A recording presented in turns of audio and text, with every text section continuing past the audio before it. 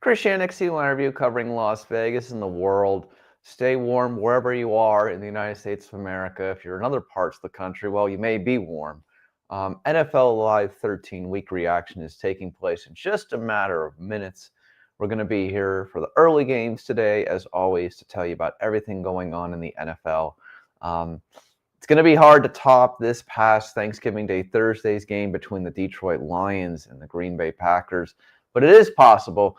I'm really looking forward to seeing how the Carolina Panthers, still potentially playoff bound Carolina Panthers, do today against the Los Angeles Rams. Again, also the 49ers are at the Cleveland Browns.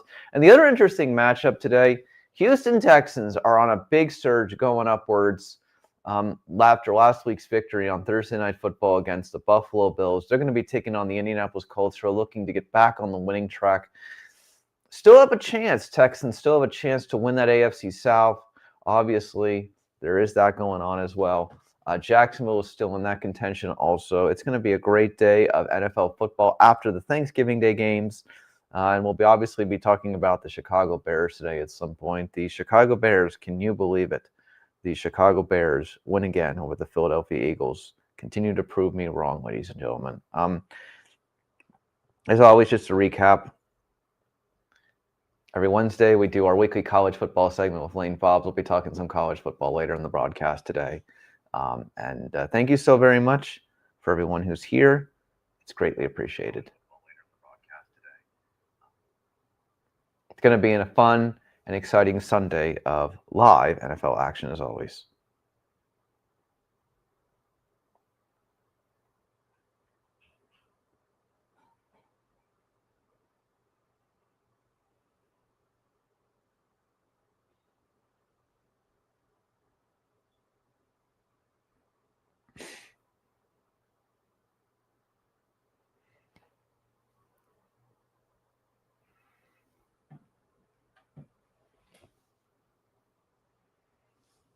Also, in early action today, we're going to see the Tampa Bay Buccaneers, who desperately need a victory.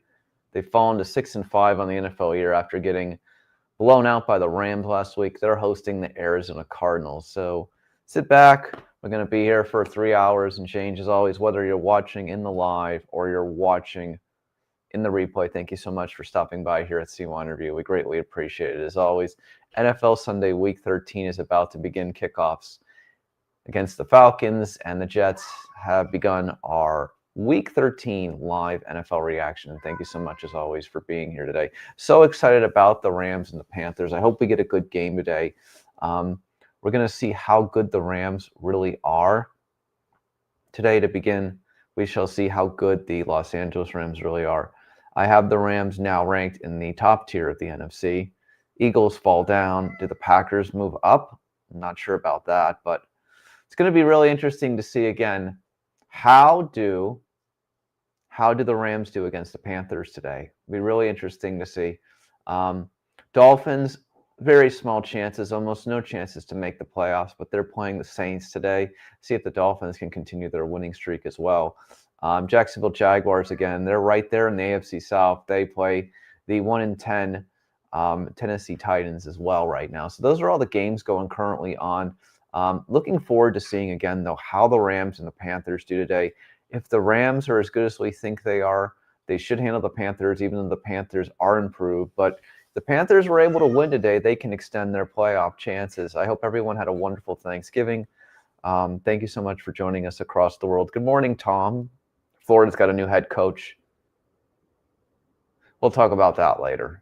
But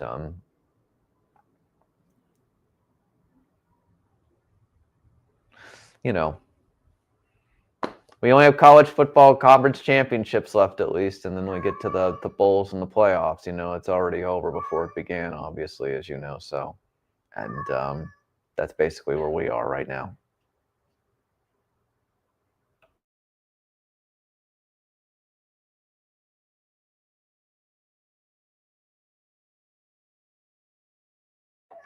The quiet 8-4 San Francisco 49ers will try to keep their winning streak alive today when they take on the 3-8 Cleveland Browns. We'll see how Sanders Jr. does today against a better defense. Should be interesting to see. Rams are already at the Panthers' approximate 25-yard line right now, making it look pretty easy on this first drive. Return the opening kickoff to about the 50-yard line. Jaguars, though, if they can win today and the Texans can win, we've got ties up there, in the AFC South. So it'd be really interesting to see, can the Texans continue to, on the road in a division road game, can they keep the magic going? We shall see about that. Opening series for the Colts not looking great. Looks like the Texans are going to get the football. When you return the ball to the 50-yard line, it's really easy to get down there quickly. So, if the Rams are able to march this in early, I'm getting on the Rams bandwagon. After the Eagles lost this week to the Bears, the Rams may be the best team in the NFC by far. And if they're able to make it easy, again, Panthers are much improved. We know that, but if they're able to make it look easy today, that'll say a lot about how good the Rams really are, in my opinion. So let's see how that goes.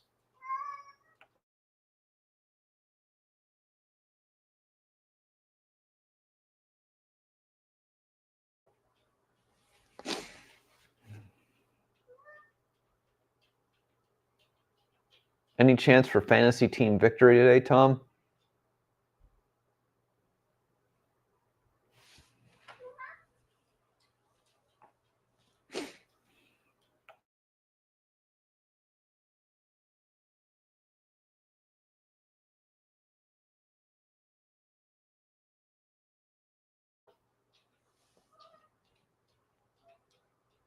That's good. Rams are going to make it look easy, it looks like here. Rams are inside the 5-yard line to begin here.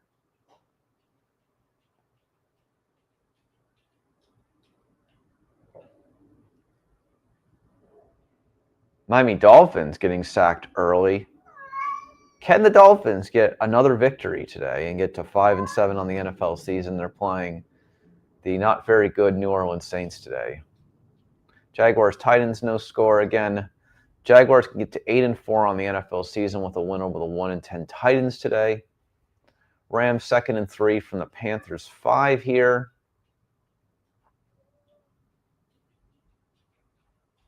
There's a touchdown by the Rams early. March right down the field.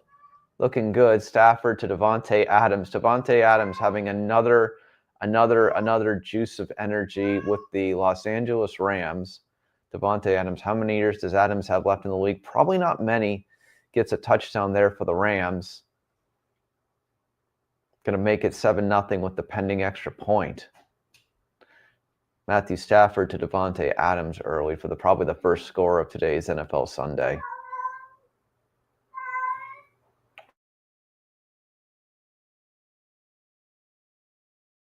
Kick is up and good. 7-0 Rams over the Panthers to begin here. And, again, I think the Rams are top two in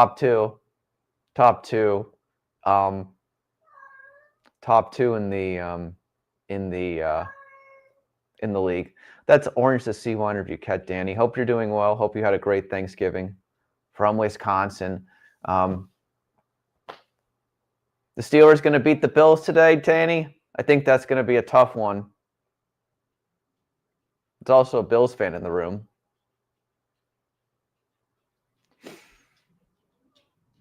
Again, I think that the Rams are in the top two. They're in the top two and in the NFC. And yeah. Well, Poker Chipper Thomas is a Bills fan. So have at it. Miami Dolphins get on the board early, 7-0. Pending extra point here against the 2-9 New Orleans Saints. Dolphins looking to get to 5-7. Well, again, they were going to start hot with Aaron Rodgers, and then injuries abound, and this is what happens. Ravens lost to the Bengals this week, which was really surprising. So no ground is lost for the Steelers this week, even with a loss to the Bills today. So there is that to put into consideration. Tampa Bay moving the ball early on, trying to anyways, against the Cardinals. No score there. But usual stuff. But thanks for stopping by as always. Hope you had a great Thanksgiving again.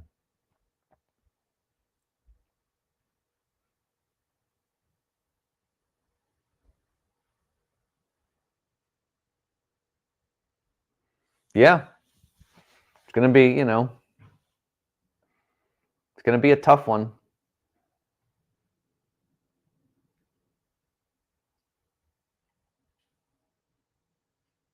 But this is what happens when you have a veteran NFL quarterback who is known to have injuries in his future.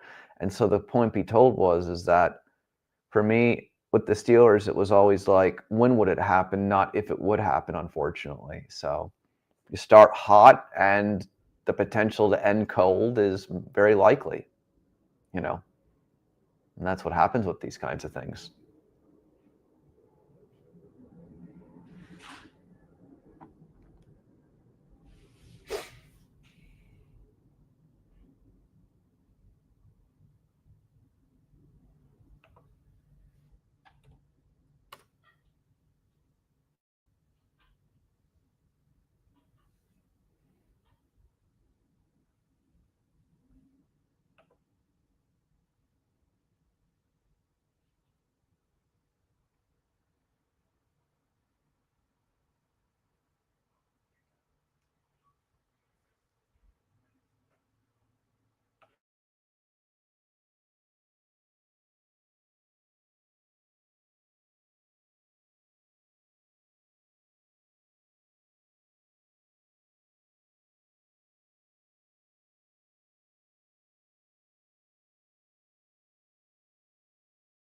I mean, again, for a season potential possibility, I know the Steelers want him back next year, but for a one season gamble, it's not really an issue when you don't have a franchise quarterback in the wings anyway, right?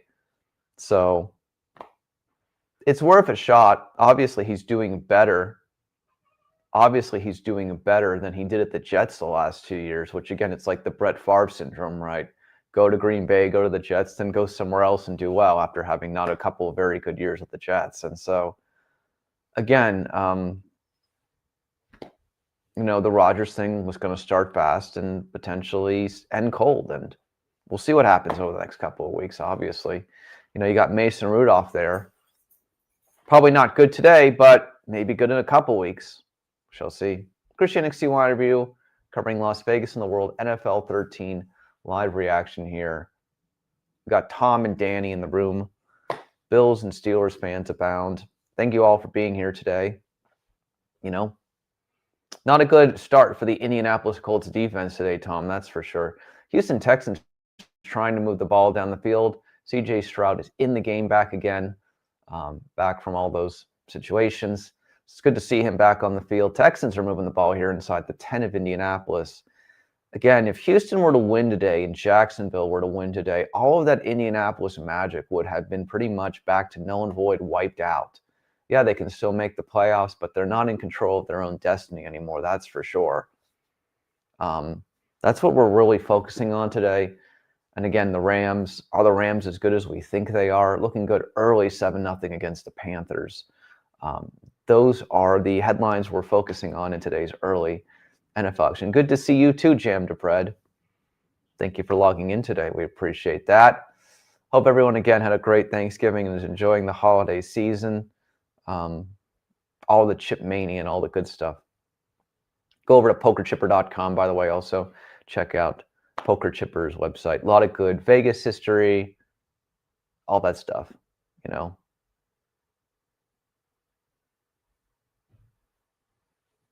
You got it, Danny.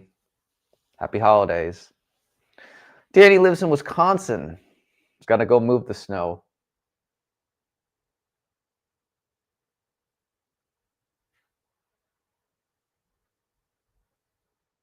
Happy holidays to you too, Danny. PokerChipper.com, ladies and gentlemen. Go check out his website. We'll put it in the chat.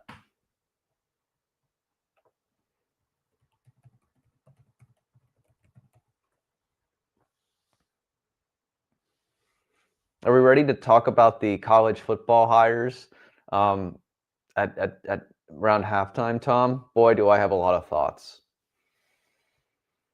Some are positive, some not so much.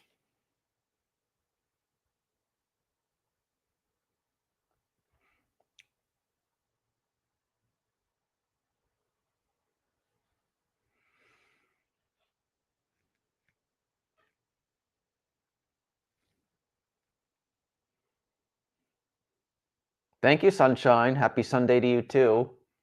Greatly appreciated. Houston Texans are going to settle for a field goal here. Isn't it interesting though, like how the day after the college football season, all these teams get off the fence and they just start hiring the coaches. Like they literally get off the fence, and like some of these universities have been searching for coaches for like 2 or 3 months, and like the day after the season ends, they all have hires. It's pretty unbelievable how fast that's moving along. But I guess in the era of NILs and recruiting and all those things, you've got to get it moving sooner rather than later. And I think that's what's going on right now, right? And it's just one of those kinds of things where it's going to be really interesting to see. I think it's the only thing that I don't like about it, obviously, again, is because it does impact some of these college football playoff teams, a couple of them potentially, who will probably have interim coaches, which, in my opinion, isn't nice for the players who play the whole season. But again, you got to get a move on the recruiting for next year and trying to rebuild some of these programs who are at the bottom or at the middle mediocre level of NCAA football and want to get into that top 12 next year. So I get that thought.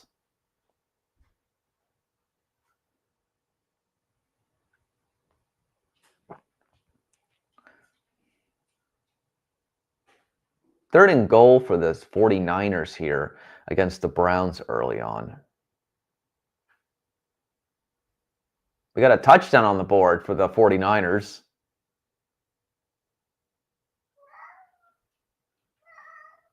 Christian McCaffrey with the touchdown, ladies and gentlemen, on a run, 6-0, 49ers over the Browns today. Texans got it inside. No field goal attempt. They're about to score a touchdown here.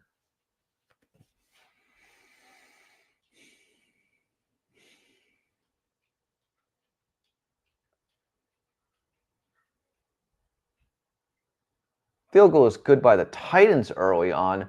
The 1-10 Tennessee Titans take a 3-0 lead over the Jacksonville Jaguars.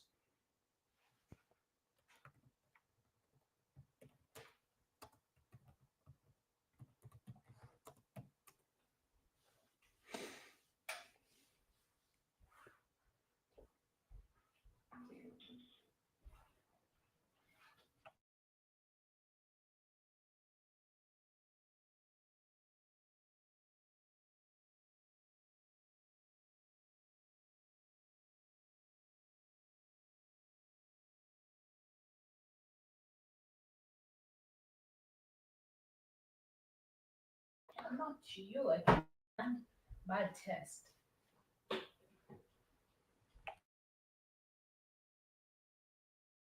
Chuba Hubbard with a touchdown for the Panthers, responding after that Rams touchdown. Looks like the Panthers came to play today. The Panthers, of course, we know the whole season we've been talking about the 6-6, very much improved. We'll have to see the Panthers in the playoffs.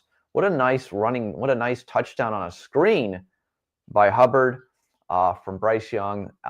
Panthers have a chance to tie with the pending extra point. Great response by the Carolina Panthers there early on to get it to 7-6. Pending extra point is coming up right now. Kick is up. That one's good. 7-7, Carolina and the Rams. Carolina came to play today. Again, Rams can't take anything for granted. You can't take anything for granted any week in the NFL anyway. But good work by the Panthers responding. Will not be a getting ugly out of the reach game yet.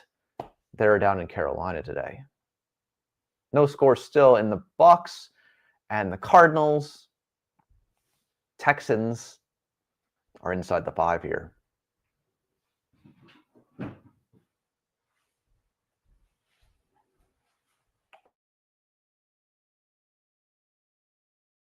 See if the Texans go for it or they kick a field goal here. I think they'll probably opt for the field goal, but we shall see.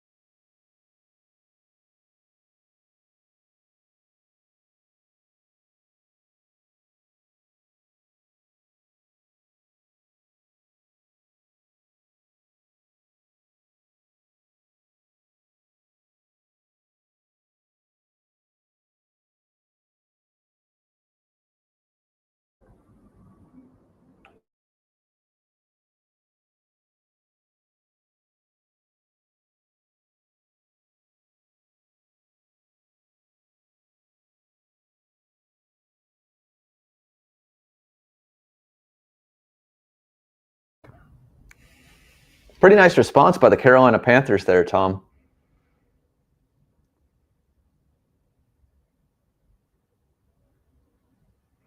Rams getting a already at midfield possession here, 7-7. In the first quarter, this Rams-Panthers game could be a good one today.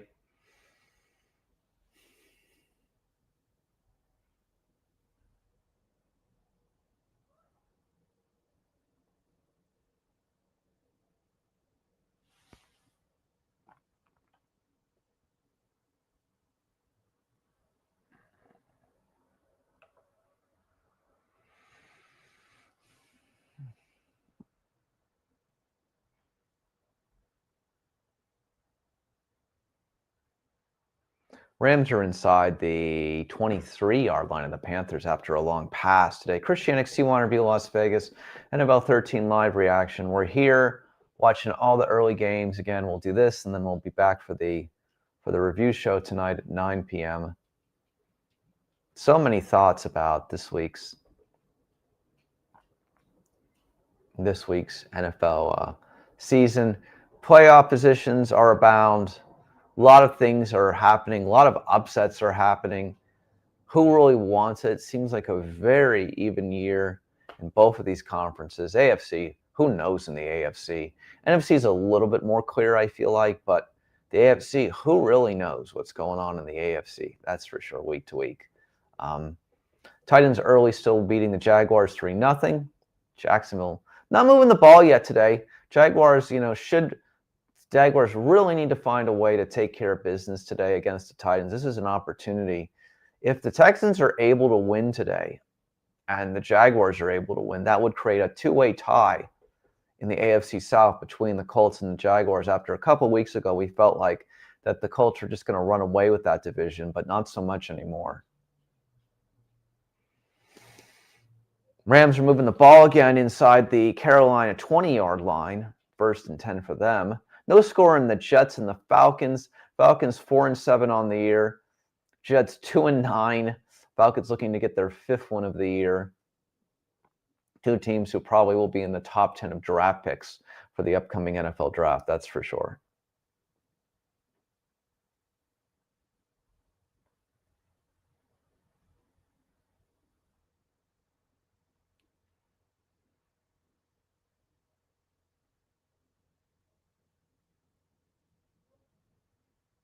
Jaguars finally throw a very long pass inside the 6-yard line against the Titans. 1st and goal for the Jaguars.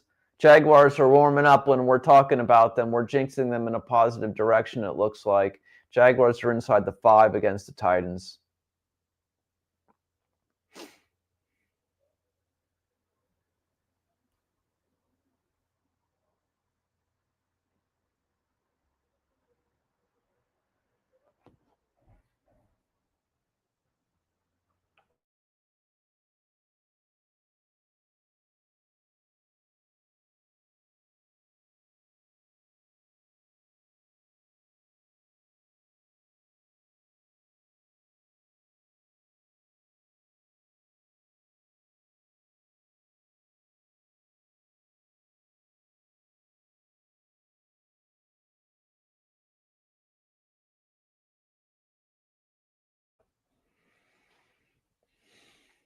Titans are probably going to end up with the first draft pick, I think, at this point.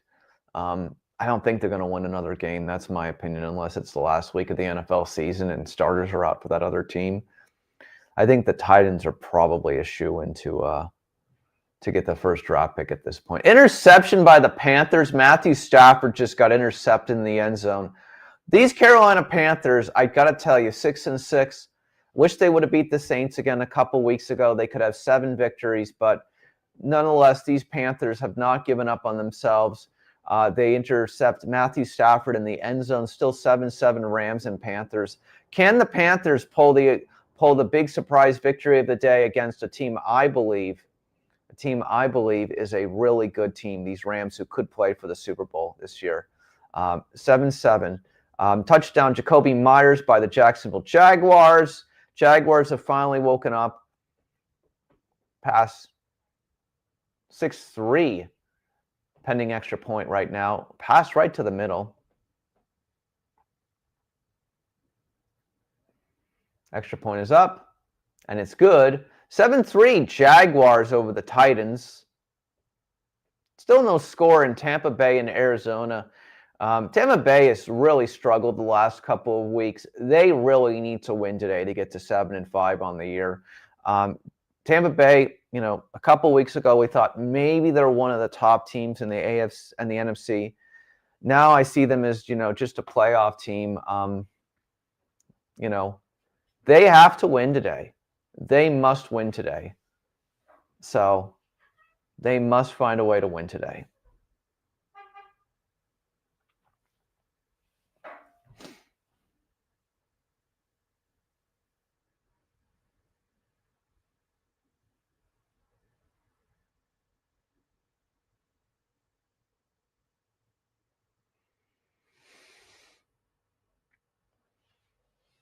There's just been so much parity this year, though, like from week to week. A lot more surprises than usual. We think that some teams are breaking away from the pack and going to the top, and then they start falling down again. And so, it's like the Indianapolis Colts, the Pittsburgh Steelers, and the Philadelphia Eagles. We think that they're on their way, they're finally doing good, and then they lose to the Cowboys, and then they lose to the Bears. And I got to tell you one thing, Tom. The Bears defense, great. But here's my question. Can that defense play great for, 2 or 3 games in the NFC playoff picture? I don't know about that. And can they hold on to the gas? The Packers look good now. And the Detroit Lions are good, but they're not, they've lost 2 to the Packers this year. So that's not going to be helpful. So I still take the Packers over the Bears any day of the week and twice on Sunday. We'll see how long the Sanders Jr. experiment lasts after this week, Tom, if he doesn't do very well today against that 49ers defense.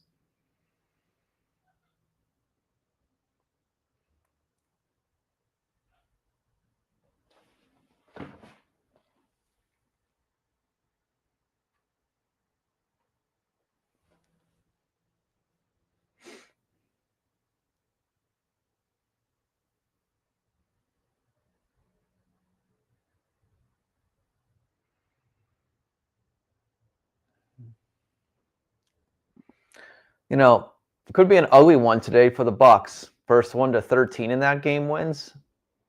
Not very good.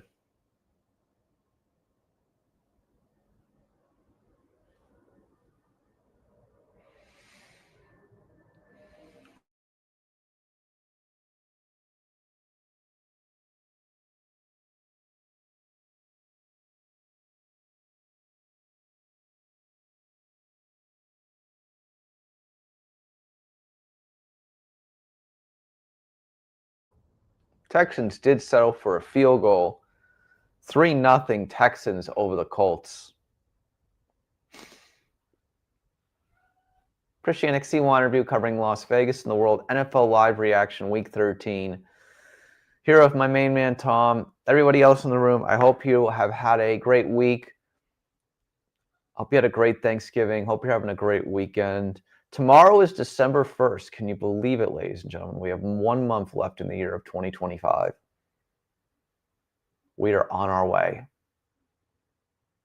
We are on our way, ladies and gentlemen.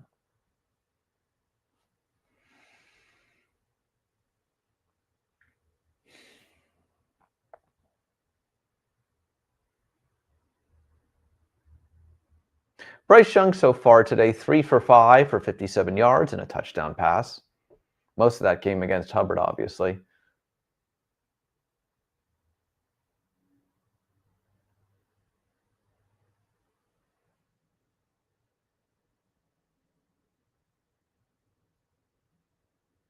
Looks like the Tennessee Titans have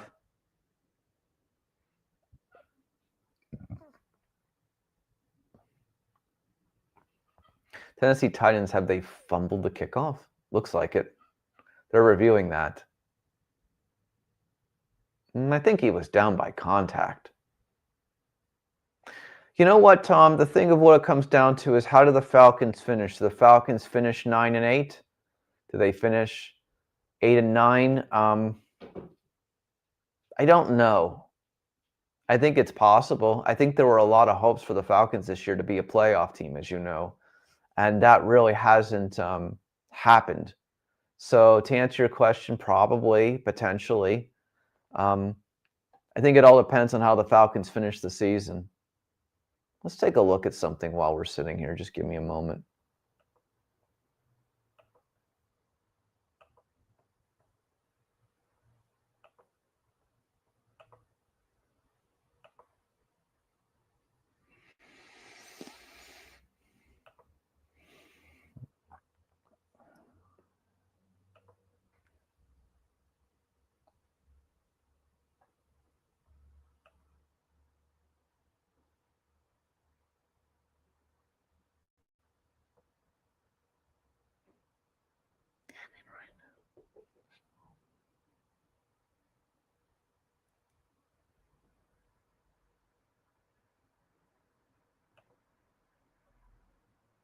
You know, after looking at it, the reality of what it comes down to is that already the Falcons, Vikings, Cardinals, Commanders, Saints, and Giants are already eliminated from the playoffs because you're talking about literally the 7th seed has 8 victories. You know, I mean, the reality is that it doesn't matter, again, if you finish 10-7, even if the Falcons were to win the last 6, they're probably not making the playoffs because the 7th seed already has 8 victories. And the odds that they win at least 3 or 2 with the tiebreakers, you know, it's just so crazy how stacked the NFC is, right? The AFC, on the other hand, it's like, again, the 7th seed are the Bills, who are 7-4. So, you know, not delusional, but I'll be nice. Fanatic Miami Dolphin fans are going to think today, if they beat the Saints, that they've got a chance after they beat the Jets next week, you know. Bills will probably beat the Steelers today. You know, looking at the whole scenario, it's really crazy how messy the AFC truly is because you've got literally 10 teams who are in the mix for the playoffs, and an 11th that wishes to be but won't be, in my opinion. So, I mean, again, the reality is that I could see, I don't know. I mean, the reality is that there's probably 7 of those or 6 of those 10 teams could probably play in the Super Bowl for the AFC. That's what's so crazy about it, right? I still think on any given week, if Buffalo plays its best football game, it beats any team in the AFC. But you got to play your A game every single week. I still believe that. I don't believe in the New England. I mean, I think New England's a great story, but I mean, really, New England's going to play in the Super Bowl this year? I don't know about that. I do not know about that. Still not sold on that.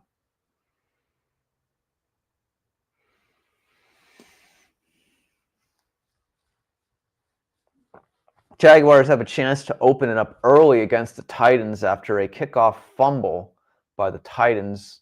Jaguars have a chance to get up. Jaguars, again, need to take care of business and move on to next week.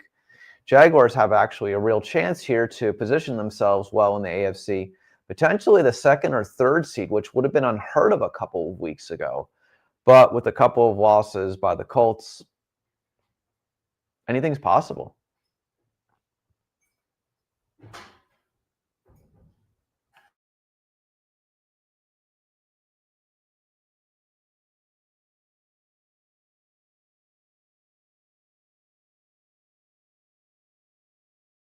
Panthers are just pounding it today, Tom. Another touchdown by the Carolina Panthers.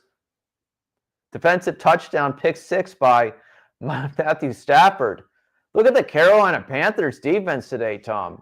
Playing phenomenal. 13-7 Panthers over the Rams.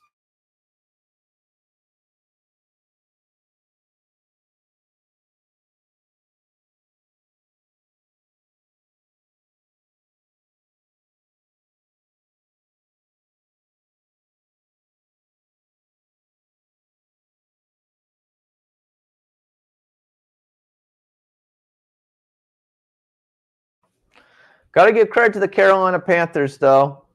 If the Panthers win today, they will keep their playoff hopes going, at least for another week.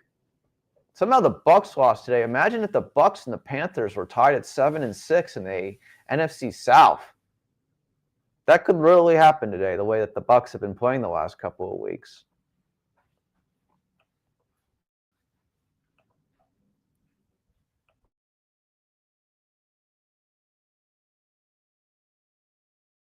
We're going to take a 2-minute first quarter break, ladies and gentlemen. We'll be right back.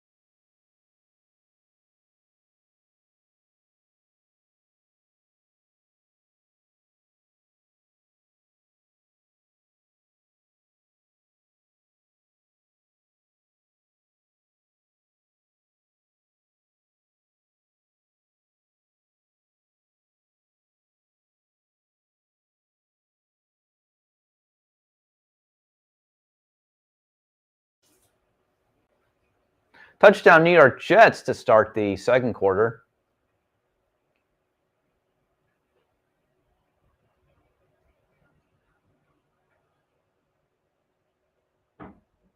Turnover, excuse me, I think.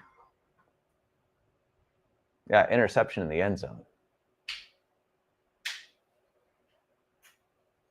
Incomplete. Jaguars at the 1-yard line here, trying to get the Titans to score a touchdown, against a touchdown. And we're going to have a touchdown by the Jacksonville Jaguars.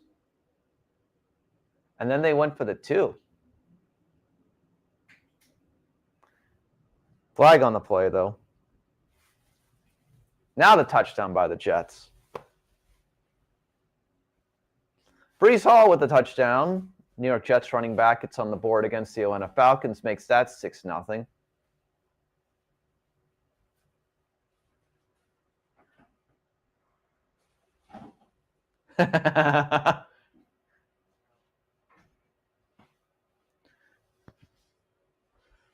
Somebody had too much pumpkin pie, Tom. That's for sure.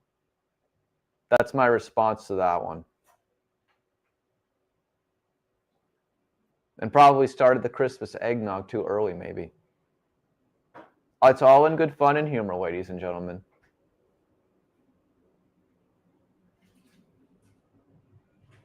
Rams are moving the ball past the Carolina 50-yard line. Panthers surprisingly ended the first quarter up on the Rams 14-7 here.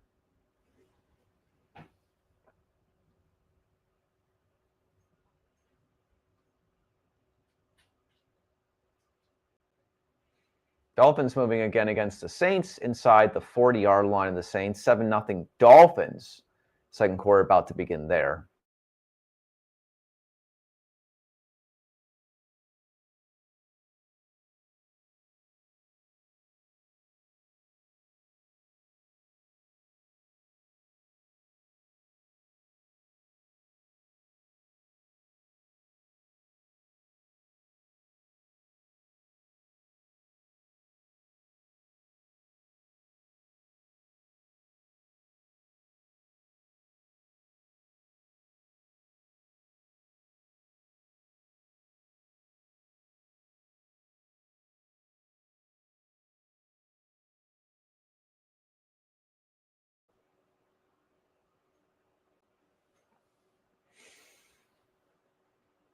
Again, I think that as we've talked about over the last couple of weeks, the Rams have been one of those teams who've just been quietly winning football games, right?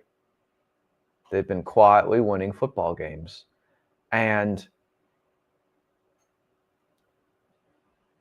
they don't get a lot of attention, even though they're in Los Angeles. I don't know if that's East Coast bias. But again, I think the Rams could absolutely represent the NFC this year. Panthers are much improved. It's hard to win on the road in the NFL, and that's where we stand right now. I guess we'll see, but Rams can beat the Eagles, that's for sure. Eagles are beatable. Still probably going to win the NFC East, I think. Again, don't count your chickens before they hatch, but they're still up a couple games on the Cowboys. But not looking good for the Chiefs, Tom. Not looking good for the Chiefs at all.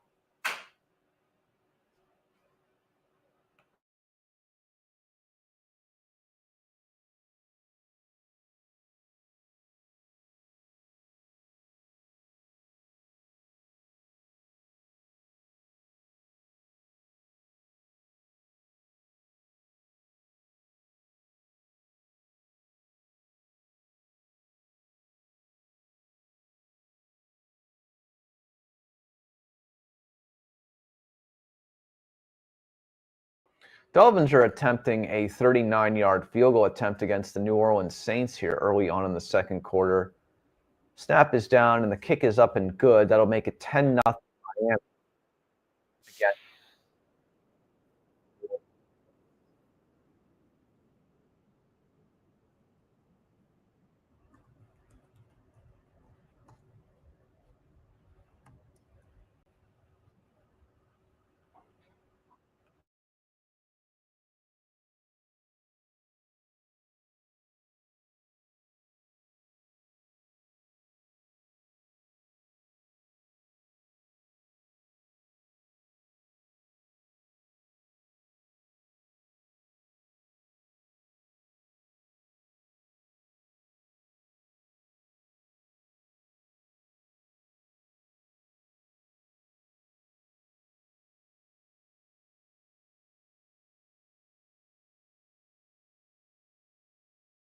We have points in the Tampa Bay-Arizona game, 3-0 Tampa Bay over Arizona.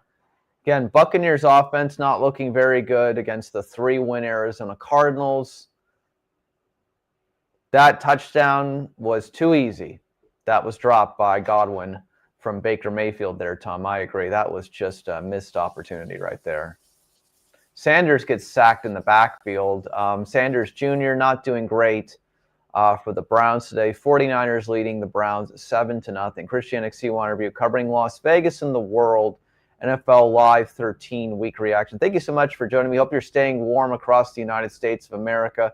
If you're somewhere else in the world and it's warm, well, you're the lucky one today, ladies and gentlemen. It's getting colder here in Las Vegas as we finish up the month of November. Tomorrow is December 1st. Thank you all for being here again. Hope you had a great holiday, Thanksgiving, getting closer to Christmas, Hanukkah, and all of it. And thank you so much for joining us today. We greatly appreciate it.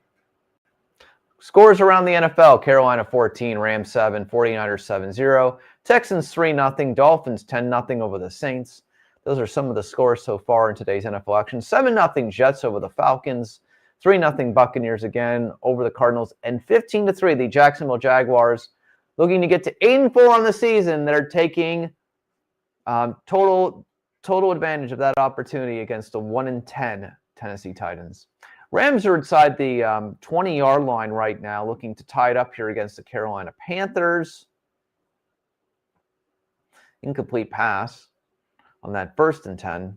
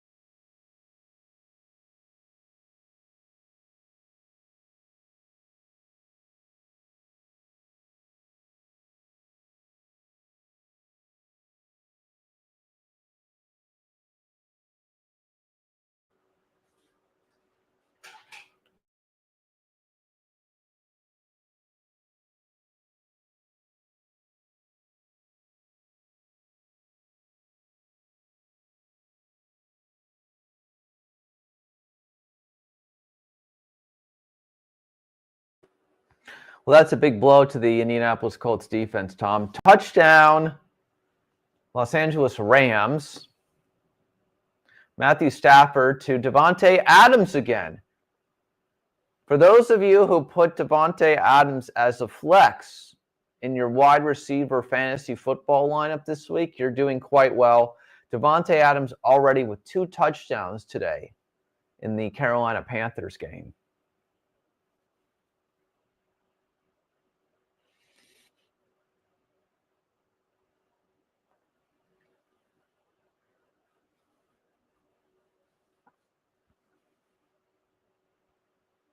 Davante Adams now has 117 touchdowns. He's only 4 behind Larry Fitzgerald and 11 behind Marvin Harrison and 13 behind Chris Carter for the all-time amount of touchdown receptions. I imagine he still's got a chance to pass, obviously, Larry Fitzgerald and maybe Marvin Harrison, depending on if he comes back. I don't know if this will be Davante Adams' last year in the NFL, but looking quite good. Obviously, a great added piece to the Rams' offense. 2 touchdowns already today for Davante Adams, the former Green Bay Packers wide receiver and Las Vegas Raiders wide receiver as well.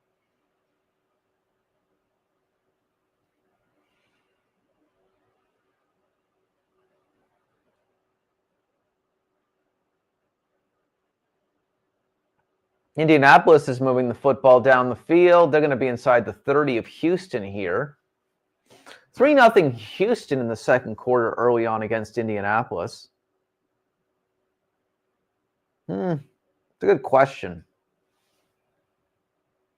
Let's take a look at something.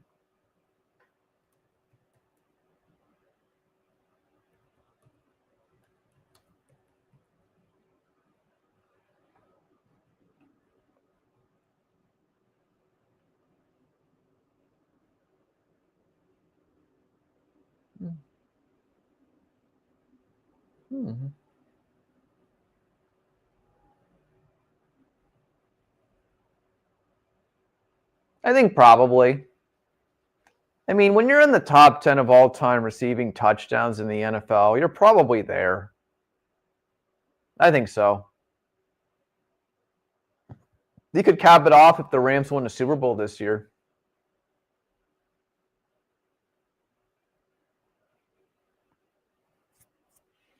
I think Fitzgerald will get his due at some point, Tom.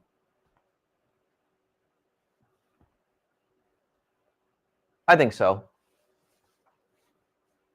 Adams has had some pretty amazing touchdown catches and great plays in NFL history.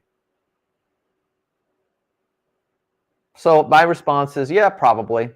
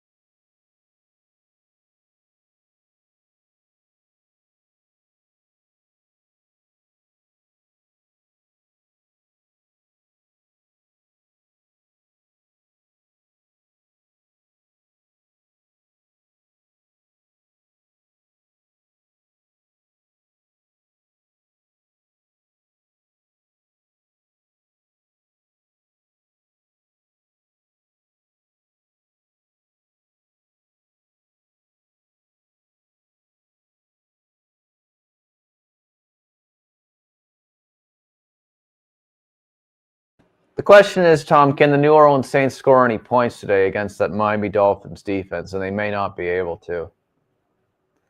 First to 17 wins in that game, maybe? 10-0 Miami right now. Listen, I mean, the Dolphins can win today, but there's no guarantee that they're going to beat the Jets next week. No guarantee they're winning up there. That's a division road game. And even if they do get to 6-7 again, they'd have to win their last 4. And again, 10 wins may not be good enough for the AFC, as we've talked about in the past. 10 wins may not be good enough to be the 7th seed in the AFC. So, again, I just, again, it's nice to have optimism, but should have won some of those games earlier in the season. That's my thoughts on where the Dolphins are right now. We always talk about that. Don't end up being 2-7 to 4-7 or whatever it might be. That's my opinion.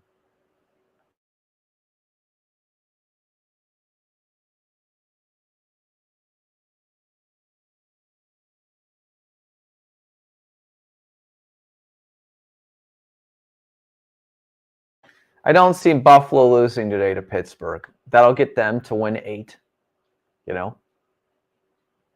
I don't see it.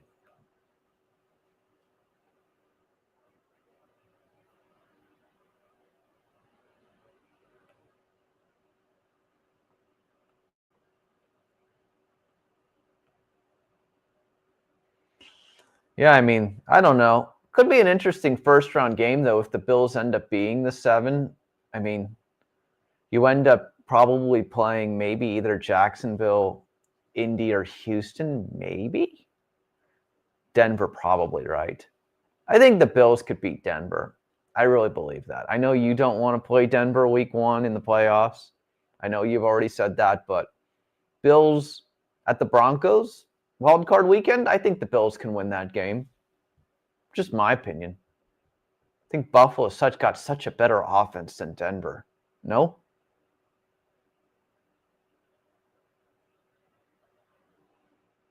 That's my opinion on that.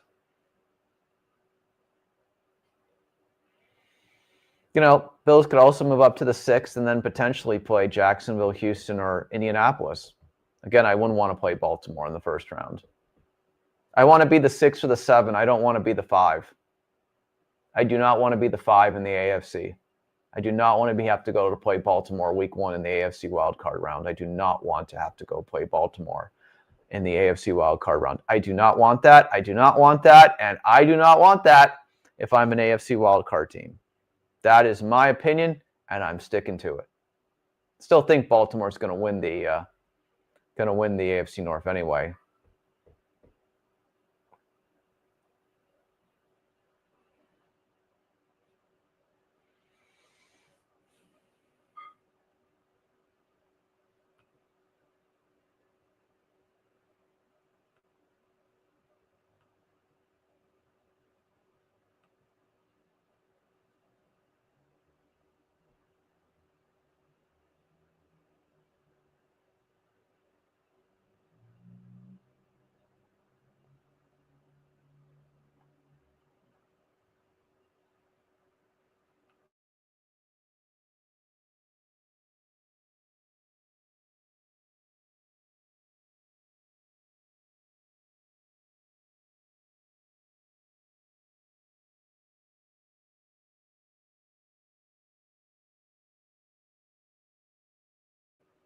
Colts are going to get the ball back with a turnover, though, Tom. So second chance for the Colts here. It's only 3-0 Texans in the second quarter.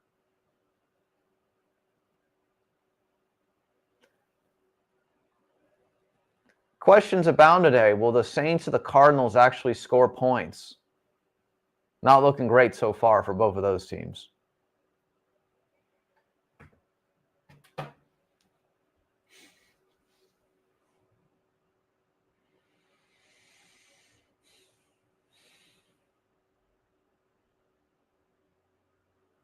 Christian XC1 review covering Las Vegas and the world. NFL 13 live reaction. We're here talking all the games today. Let me know where you are from across the world. Thank you so much for joining us today. Hope you had a great Thanksgiving. A lot of exciting games today early on. A lot of storylines. Carolina and the Rams, most interesting one. Battle of NFC teams. One of them is going to be in the playoffs. One of them could be in the playoffs. Touchdown Tampa Bay. They really need a victory over the Cardinals today. They're winning 3-0. Penalty flag on the play, though. Penalty is going to be on Tampa Bay, so that touchdown is going to be wiped off the board. I mean, are the Cardinals going to finally move on from Kyler Murray? It may be that time, Tom. I don't know. Touchdown, Indianapolis Colts. Alec Pierce with the touchdown for the Colts. 6-3. Colts over the Texans. Colts really need to win today to keep that lead in the AFC South. Really need a victory today. Touchdown, Colts. Great touchdown pass over two Houston Texans defenders there.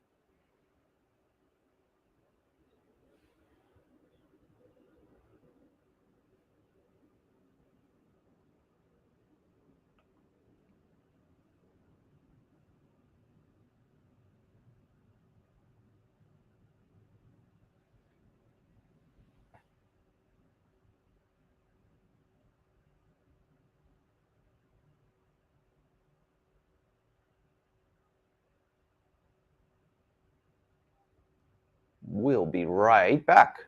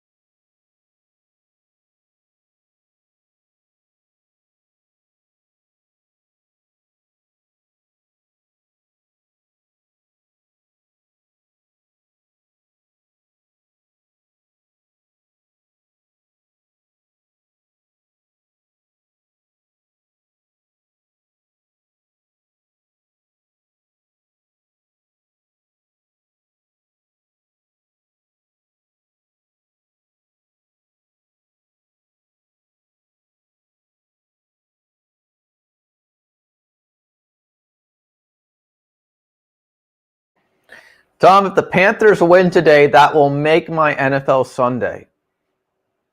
Because I want to see the Panthers. If there's one thing I want from this NFL season, it's I want to see the Panthers in the playoffs.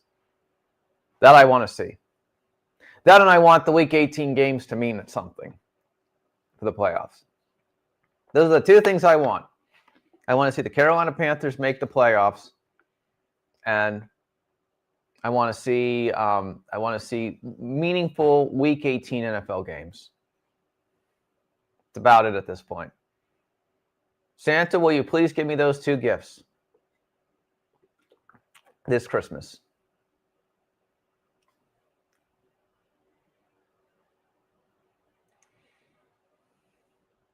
Dolphins have a chance to open this one up.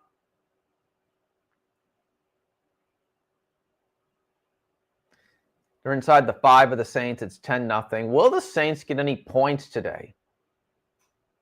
We're going to have to start bingo carding whether the Saints or the Cardinals will score points today and who's most likely to score points. And I think it's probably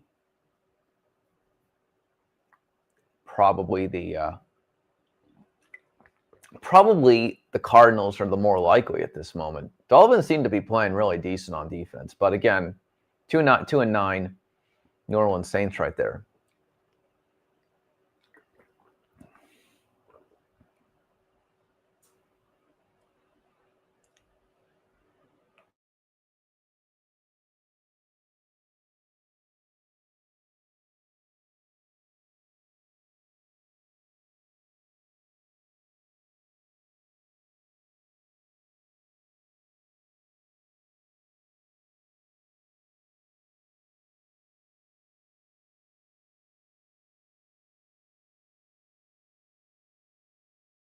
The Saints are ready for the offseason, Tom. That's what they're ready for.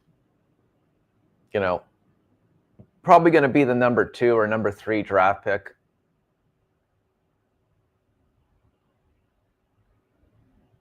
Something like that.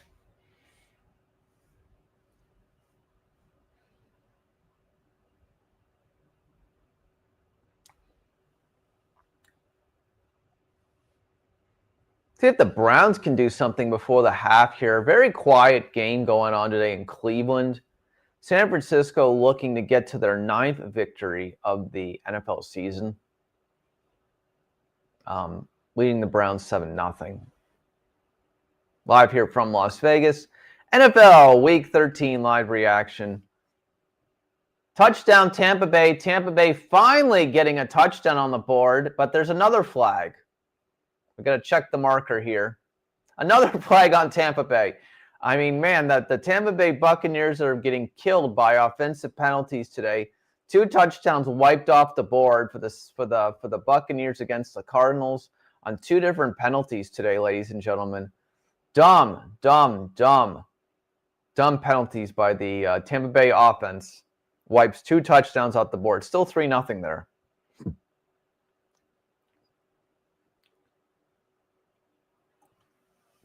If I'm Miami, I'd probably kick a field goal here. Take the points, which they're going to.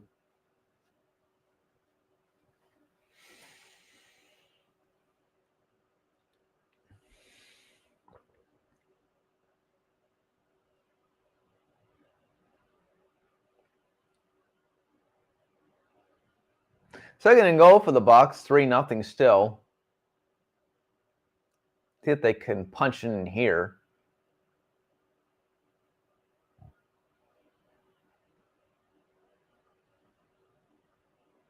1 yard line for the Bucs here.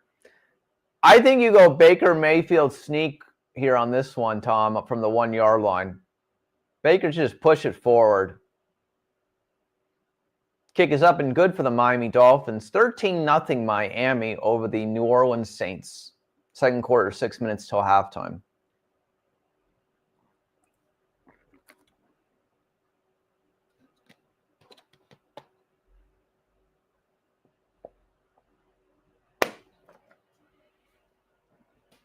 Well, we were going to talk about that at halftime. Hi, Christy. We're going to talk about that at halftime.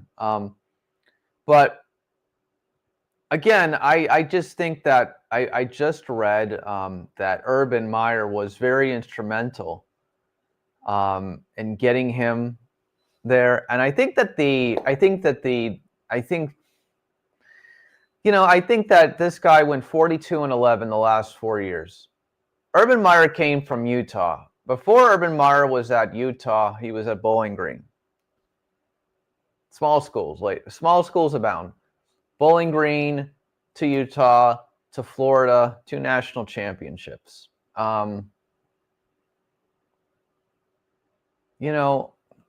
So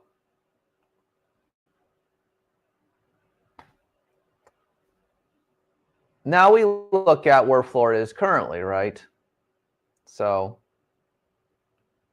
and let me just pull something up here. So, John Sumrall, 2 great years at Troy, 2 great years at Tulane, and Tulane has a chance to be in the college football playoff potentially. So, I just have to say that I think that we have to give coaches a chance. And I think because of the last couple of years with Billy Napier, they're not willing to give him a chance. And I think that he could actually be very good, potentially. So I think given the climate, Auburn wanted John Sumrall as well. Kiffin was off the board. Kiffin is not a long-term sustainability hire. You could give him the world and it may not do any better. Well, John Sumrall could end up staying at Florida for 4 or 5 years if he does very well, or could have a longer run. So again, I think it's the desire to try to find the next Urban Meyer again, which is a once-in-a-lifetime opportunity. But Urban Meyer obviously saw something in this guy. And because that there are 12 teams that can get into the college football playoff now, it's not as hard to have that going from 4 wins to in the college football playoff the next year. So I think given the climate that there are just so many coaches, so many schools looking for coaches, I think it was the best hire available at this moment in time. And I think I'm pretty happy with it considering the climate again. When you're competing with the likes of Penn State and LSU and Auburn and Arkansas and South Carolina, there were so many teams looking for coaches this year already. Oregon State, not competing as much, but they are looking for a head coach. The thing of what it comes down to this is that it's a challenging climate for college football, looking for a coach this year. Everybody was looking for a coach this year. So you kind of have to go for the one, you kind of try to take, Lincoln Riley, I would have liked more, obviously, but Lincoln Riley's staying at USC. So I think that the University of Florida Gators fan base is, a bunch of them, in my opinion, are jaded and cynical. It's been a little while since Florida's been in a major bowl game and all that stuff. So I think comparing John Sumrall to Billy Napier is not a fair statement. How about that? And let's see. He promises he's going to bring in a great offensive coordinator. And if he does, and the offense is good, the University of Florida fan base will be happy. So, great win by the Gators yesterday against the Seminoles. That's a whole other story, but nice way to finish the season at least. I think if the University of Florida fan base could feel better about anything at this point, it's that they just beat Florida State with a fired coach by 19 points. And again, I just think the reason that Mike Norvell didn't get fired is because FSU realized they weren't going to be able to find a head coach. So they stuck with him for another year, which I know Tom, being an FSU fan, doesn't want that. So, but there's no one out there. So I think Florida took the best available coach on the board, and that's all you can do. A lot of coaches are not moving around this year. I don't think the Washington coach would have been better. I think John Sumrall was the best available. That's just what happens. It's like free agency in the NFL, best available player, or NFL draft, best available player. So, You know, Tom, if the Browns beat the 49ers today, you know what's going to end up happening. The Sanders hype machine is going to be unbelievable if they end up winning again today against the 49ers. It's going to be unbelievable, that hype machine, just because of 2 victories. Isn't that crazy? On a side note, 8-7 Browns over the 49ers down in Cleveland. Panthers are still beating the Rams 17-14. It's ridiculous. Make the playoffs, win something. 2 victories doesn't mean anything. Win 5 in a row, then I'll start giving you some compliments. It's like the Bears.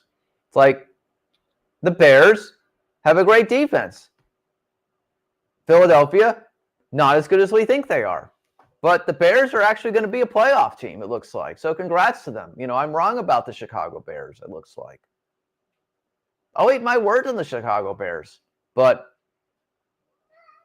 the Browns win 2 meaningless games. I mean, it's not the 49ers of past years as well.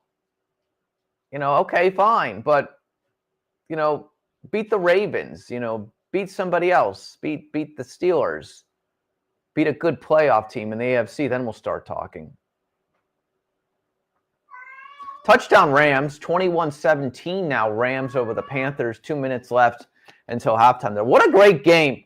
The Panthers and the Rams are living up to the hype, Tom. They're living up to the hype today, 21-17, Rams over the Panthers. They are living up to the hype.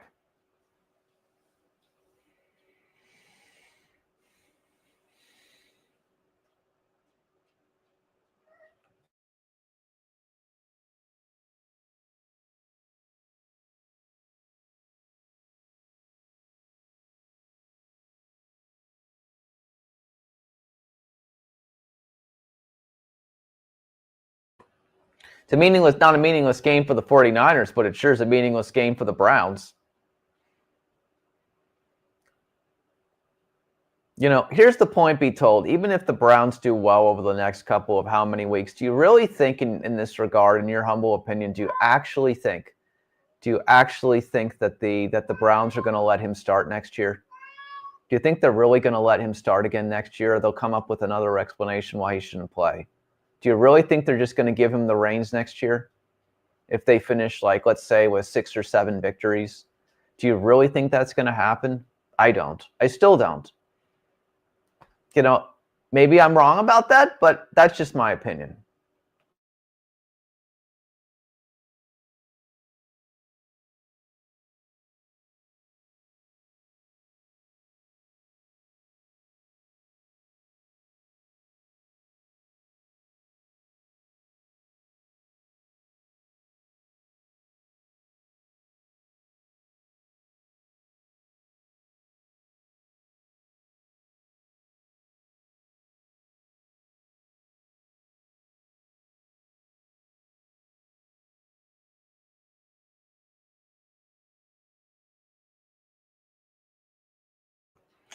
I mean, the reality, what it comes down to is I don't think the Browns want to spend any more money on quarterbacks, right? So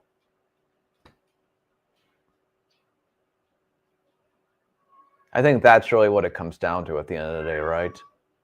See, the thing that I don't like about professional sports today is that we're so quick to judge positively or negatively when people haven't won anything. Like, win a playoff game, win a division, take your team to the playoffs, be consistent over an entire NFL season. Winning 2 games potentially out of 3 is not enough of a metric stick to tell me that somebody's a franchise quarterback or a starting quarterback. That's the whole point. It's just but it's the hype machine, And again, if you're the Cleveland Browns, right? If you're the Cleveland Browns, you want to sell tickets because your team is not very good. So I get that. For the rest of the year, have Sanders out there every week. I agree with that because it'll sell some tickets that you wouldn't sell otherwise. You may actually, attendance might increase for the Browns games. So I'm okay with that. But because it's not going to impact anything. But the point is that what it comes down to at the end of the day is that it's just like beyond this year, who knows, is my point to you. That's what I'm trying to say to you.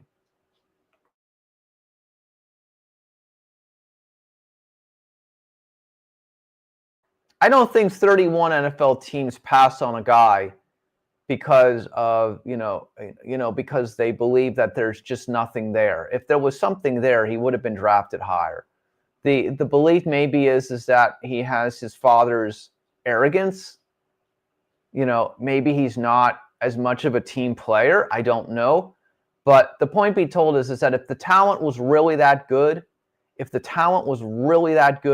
he would not have been drafted as low. He would not have ended up where he would, and 31 other teams would not have passed on him the way that it happened.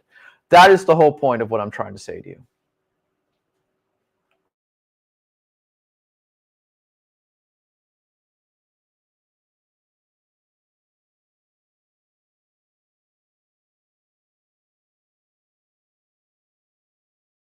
You don't fall to the 5th round of the NFL draft unless there's, some huge ass question marks. And there wasn't, and all of these conspiracy theories, I'm sorry, in professional sports, you want to win. There are no conspiracy theories. People just want to win football games. A lot of people may not agree with Aaron Rodgers' views on a bunch of different things socially, but they believe Aaron Rodgers can win football games. They'll put them on his roster. That's the whole point. You may not agree with anything he believes that's non-football and sports related, but if they believe he can win football games, he'll be out on that field. So it's just like I don't agree with this whole conspiracy theories that it's a whole conspiracy against Deion Sanders' kid because XYZ. No. So 10-8 49ers over the Browns. Second quarter here. 49ers get a field goal. Saints are finally moving the ball a little bit, still down 13-0 to Miami.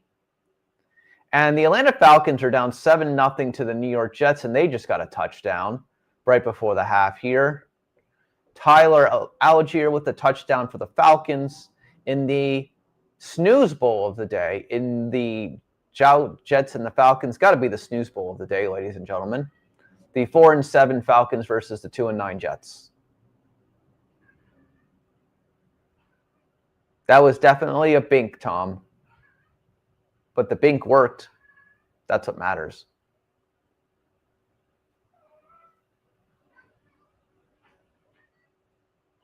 Titans trying to drive before the half here, 15-3. Titans over the Jaguars. Jaguars over the Titans, excuse me. Pending extra point coming for the Falcons to tie it up here in the snooze bowl. That kick is good. 7-7, Falcons and Jets going to the half. Falcons looking for their 5th win of the year. Jets looking for their 3rd. The New York Jets shouldn't be trying to ruin their NFL draft pick status, FYI.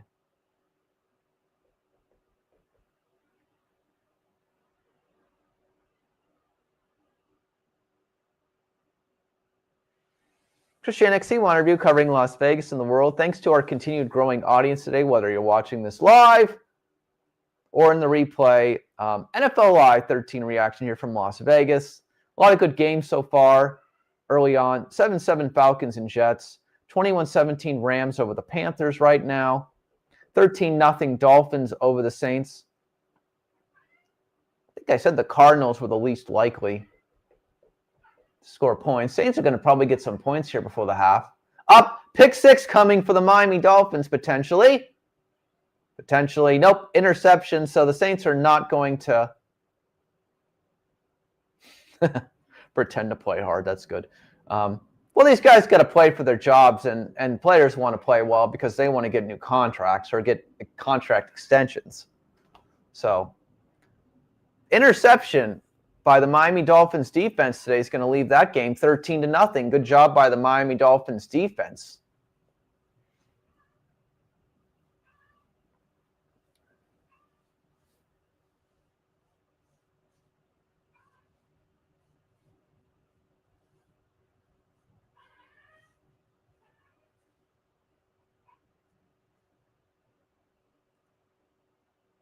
think the Tennessee Titans are continuing to try to play hard. I mean, they were competitive last week against the Seahawks.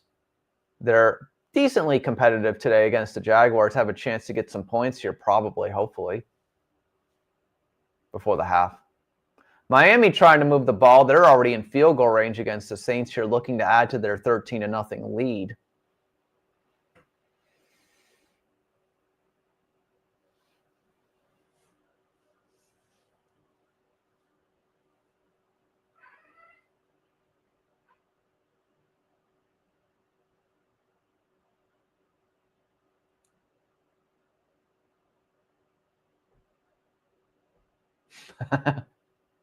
Pretend to play hard. That was good, Tom. I'll remember that for the future when NFL teams are tanking their season to get the number 1, number 2, or number 3 draft picks. Pretend to play hard. I like that.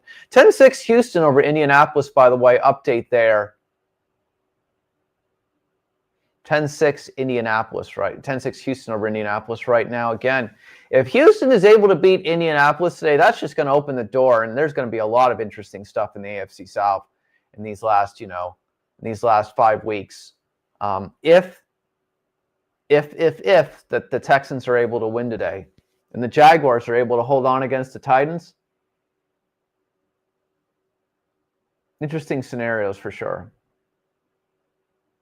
Didn't get it on 4th down for the Titans, but they did give it a shot. Still 15-3, Jacksonville over Tennessee. See if Miami can add to their lead here.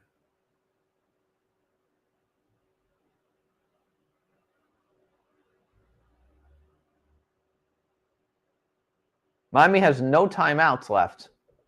Got to hurry to the line here, Miami Dolphins offense. 15 seconds. 14 seconds, 13 seconds. I don't know what the Dolphins offense is doing here. I guess they have no interest in continuing to run any plays. They're just going to spike it all the way down to a field goal attempt. I do not get that, honestly, to tell you the truth. You've got 15 seconds on the clock. You've got no timeouts. You could have at least taken one shot to the end zone there. I don't get why Miami played it safe there, but maybe that's why Miami's 4-7. To me, not a great coaching move right there. Miami may get 3 points here. I do not understand why, where you hurry to the line, you got about 18 seconds on the clock, you're not at least trying to throw that football into the end zone one time. I do not understand that play call. That's very conservative on my part. Miami will attempt their field goal now. Timeout by the New Orleans Saints prior to the kick here. Yeah, I just don't get why you have to be so conservative there. To me, that just doesn't make any sense, right, Tom? It's very conservative in that regard. I don't get why you're not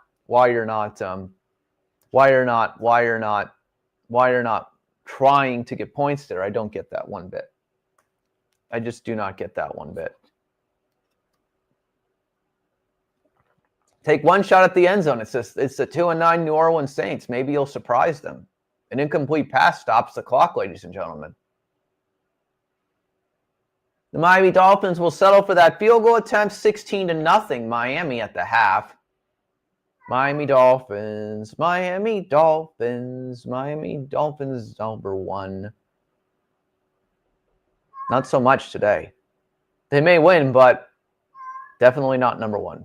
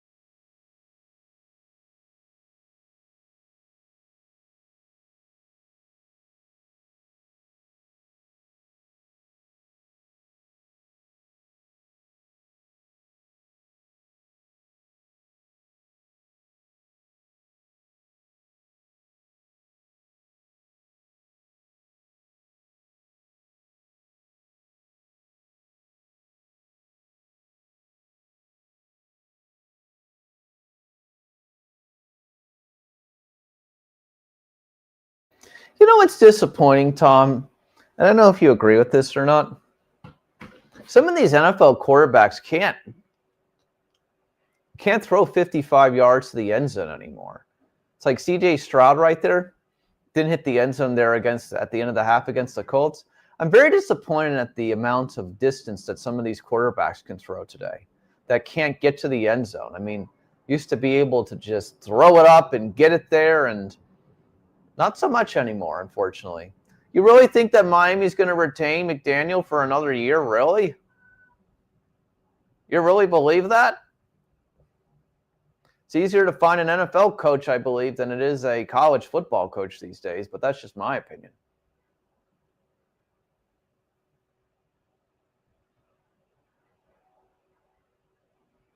Halftime in Tennessee. Flag on the play, though. Let's see if that's a defensive penalty to end the half there.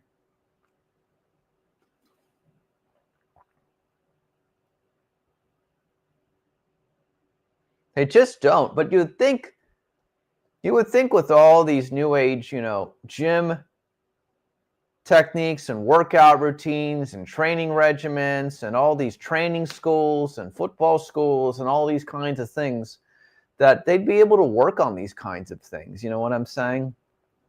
I just don't get why to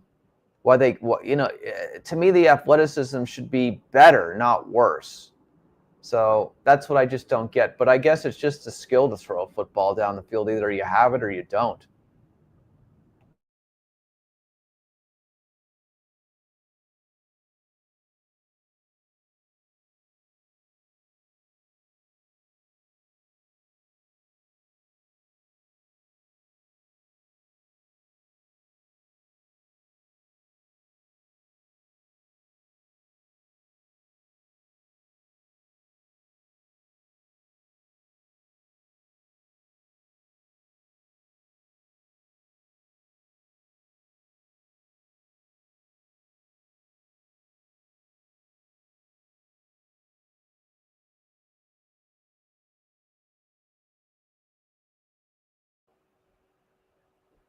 So there's a penalty flag on the Tennessee Titans defense. And if you know NFL rules, you cannot end the half on a defensive penalty.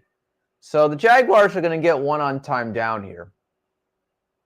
See if Trevor Lawrence can get this thing to the end zone.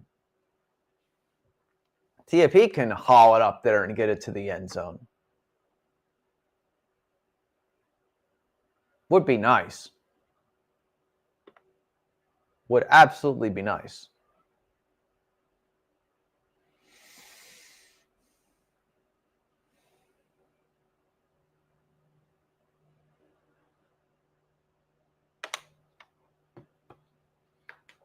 No, they're going to attempt a long field goal, here, after those two fouls. It's going to take it all the way to the 45-yard line for a 45-yard attempt because there were two. Cam Little, who's a fantastic NFL kicker, he should be able to make this one without any issue whatsoever. Kick is up and good right down the middle, down the fairway for Cam Little. So the Jaguars are going to end the half with a field goal attempt, 18-3. Jacksonville over Tennessee. Okay, all the games are at the half right now. Rams 21-17. Texans 10.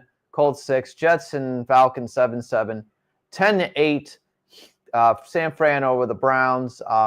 Miami 16-0.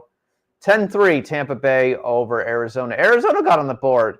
Yay, Arizona Cardinals getting on the board. The Saints, the only team so far without any points. In the first half. I said maybe the Saints were the team that maybe because of the Dolphins defense wouldn't get on the board today. All right, let's talk about college football coaches again for a couple of minutes here. I think that we talked about this for the last month or so. And I said again, there are just too many teams looking for so few head coaches. And so a lot of teams are going to have to pick secondary choices. And, the Lane Kiffin lottery, again, Lane hasn't stayed in any place for very long. He's had great success at Ole Miss. Because of the college football playoff, I agree with Tom's analysis. We were chatting last night about this. Why does Lane Kiffin go to LSU? What is the point? It's the same thing whether you're at Ole Miss or LSU, unless you like Baton Rouge more than you like Oxford, Mississippi. And maybe you like the state of Louisiana more and the idea of living in the state of Louisiana more than living in Mississippi. I do not know. But what I'm going to tell you in this regard is that LSU is the kind of program where if they're not happy with you, they'll get rid of you in 2 or 3 years. If you're not winning on a certain level at LSU, you're gone. You're gone. You can win a national title and they'll still get rid of you 2 years later. So the expectations are going to be humongous at LSU for Lane Kiffin. They're just going to be absolutely humongous. And to me, it's a no-win situation for a guy who has a track record of not staying anywhere for a long period of time. And it seemed like, it seemed like that finally he had found something in Ole Miss. He had found something at Ole Miss. So why would you leave? He always dreamed, because he loved Steve Spurrier, of coaching the University of Florida. But obviously, for whatever reason, he didn't want to go to Florida. Or maybe Florida was not willing to give him as much as he was hoping in that recruiting budget. Again, he wants like $20+ million because he doesn't want to do the recruiting. He wants someone else to do it, supposedly. He just wants to coach the football team. It's almost like a general manager situation with an NFL team. But, college football has kind of pretty much become the minor leagues of football in general. I mean, it's more of a business now than it ever has been. It's minor league football. College football has become minor league football. I mean, it always was, but now there's contracts and money and all this kind of stuff, right? So, yeah, they could bounce back in a year, but it's just amazing. Brian Kelly, I mean, great job, did great at Notre Dame, goes to LSU. Brian Kelly, to me, is still a top 25 coach in college football, and he gets run out the door because of a couple, bad seasons, right? So,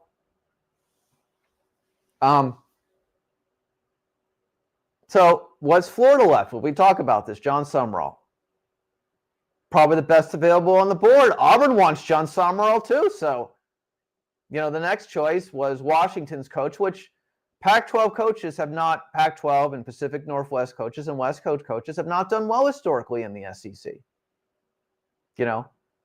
Yeah, Kelly will get another job if he wants it, Tom. It all depends. Remember something. LSU's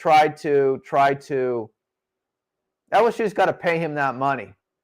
It's tens of millions of dollars. So if he doesn't want to coach next year, he doesn't have to. He's got a lot of money coming to him from that contract. So, but reality, what it comes down to is that it's just like, there weren't a lot of great coaching options. There aren't a lot of great coaching vacancies, So it's just like, you got to just kind of take what you can get. And so I think Florida, again, just took the best available coach on the board. Considering the situation of what's available, and obviously Auburn wanted Jon Sumrall too, you got to make a choice quickly, or you're going to then be left with a third or a fourth option. And, again, sometimes you just have to take chances, but Urban Meyer likes this guy, and Urban Meyer has the same story as Jon Sumrall, going from Bowling Green to Utah, then to Florida, and winning 2 national championships. So this could be good for Florida. And again, I would love to see. Let's wait and see what happens for a year. Give me 2 years with this guy, and then I'll make a conclusion. Instead of everybody just wants to jump the gun before even getting on the field, Yeah, I mean, Kelly would be a great hire for UCLA. I mean, UCLA needs all the help it can get. Dan Mullen could also be a possibility, too, for UCLA. We talk about that as well. Have they made has the Mountain West Conference Championship been concluded yet? Is UNLV going to play for the MWC, by the way? I know there were computer metrics that were determining this stuff.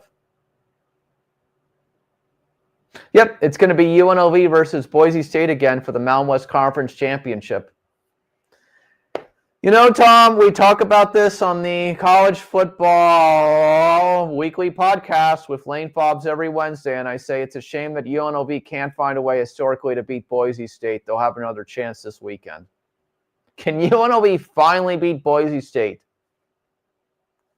That's going to be tough. They already lost there up there earlier this year. It's going to be tough. It's hard to beat a team twice in a year, but that's going to be tough. That is going to absolutely be tough for UNLV. I say no. I just can't see it. I can't see it. Just my opinion, I cannot see it. Let's go over it very quickly. We could talk about this later tonight before. I know the 49ers and the Browns and the Rams and the Panthers are in the second half, and so are the Bucks and the Cardinals. But let's look at one quick thing here. Would have been nice to see New Mexico. New Mexico had a great season. I agree with that. New Mexico's head coach, by the way, is a candidate for me and for UCLA as well. Just take a look at something quickly. Again, look, you got Tulane. John Summerall could have Tulane in the college football playoff. Here are the games next week. Ready? Atlantic Athletic Championship Friday. Let's go. Let me just open everything up to make sure I'm not missing anything. 1 second. Thank you very much. You got next week key games: Tulane, North Texas, American Athletic Championship. UNLV, Boise State, obviously in Boise. BYU, Texas Tech will be a great game. Georgia, Alabama will be a great game. It's interesting to see that we're going to get Ohio State versus Indiana. Tom, if Ohio State lights up Indiana 49-21, what's the world going to think of Indiana after that football game? Both these teams are going to be in the playoff here respected, but I guess you're playing for the number 1 overall seed, right? What is the world going to think if Ohio State just torches Indiana this week? I think it could absolutely happen. That's just my opinion. So, be really interesting to see how that Big Ten championship game goes down next week. That's my opinion. Be very interesting to see how that one goes down. By the way, there's also a chance if Duke beats Virginia, Duke won't get in as the conference champion. There's that possibility if Virginia loses to Duke that the ACC could not have the potential possibility, is Miami could end up in, right? But it'd be interesting to see what would happen if Duke beat Virginia next week. That's also that possibility. All right, we're in the second half. Carolina's moving the ball. 30-yard line of the Rams here. Let's see if the Carolina Panthers can respond here before on this drive to make it 21-20 at least. Be right back in 2 seconds, ladies and gentlemen.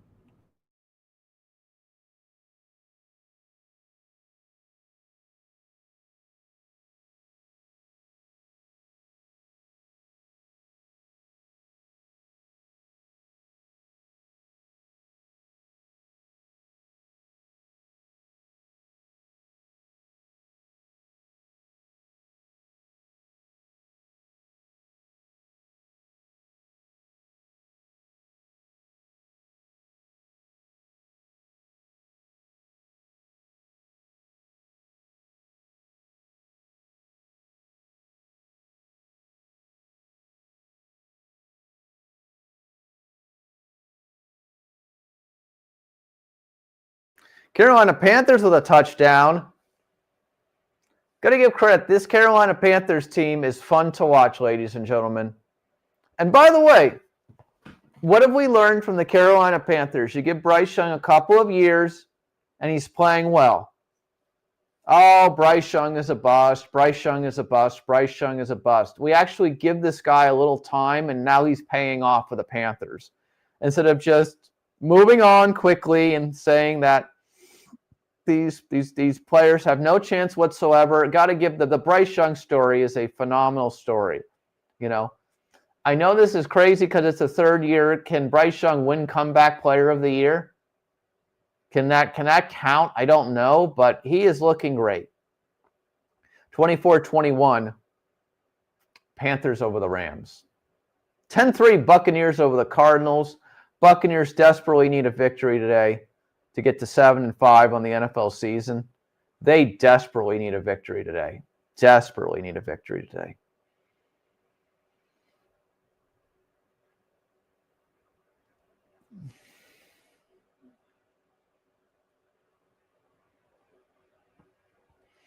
Dolphins still winning against the Saints 16-0. I think I'd rather have Bryce Young. Imagine if Bryce Young was running the Bears offense. They could be so much better, right? I think Bryce Young is ahead of Caleb Williams at this point. I understand Bryce has been in the NFL one additional year, but I don't know. You tell me.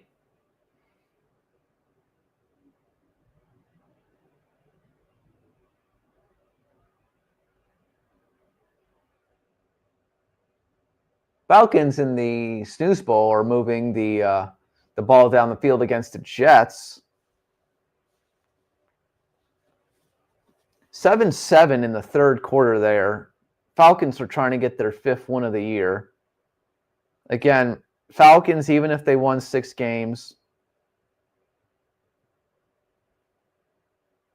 not 6 games in a row, not happening, but can't see them making the playoffs at 10-7. Can't see it. You'd have to be perfect, but I think, again, these 4-win teams are just too far back in both the AFC and the NFC. I don't see it. I really just do not see it at this point. Third quarter action, Indianapolis Colts not looking very good today. Colts lose today. The AFC South is wide open, just beyond wide open. 10-6. 10-6. Texans over the Colts right now.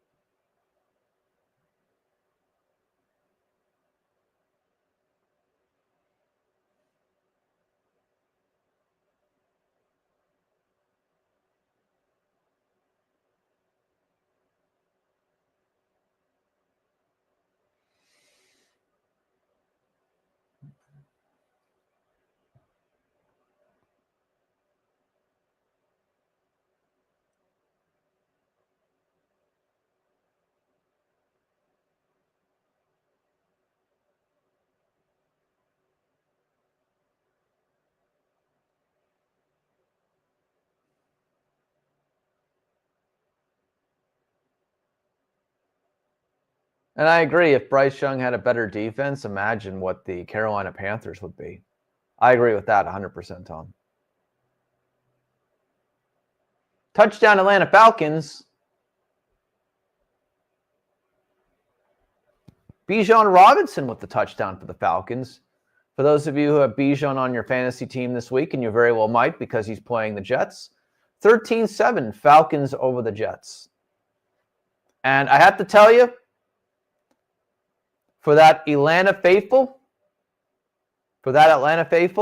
who have made the trip to watch their 4-win team in that cold weather outside in New York, you are my heroes today. You are my heroes today, ladies and gentlemen, for those Falcons fans who are at the Jets game today. You are my heroes. Cold weather abound.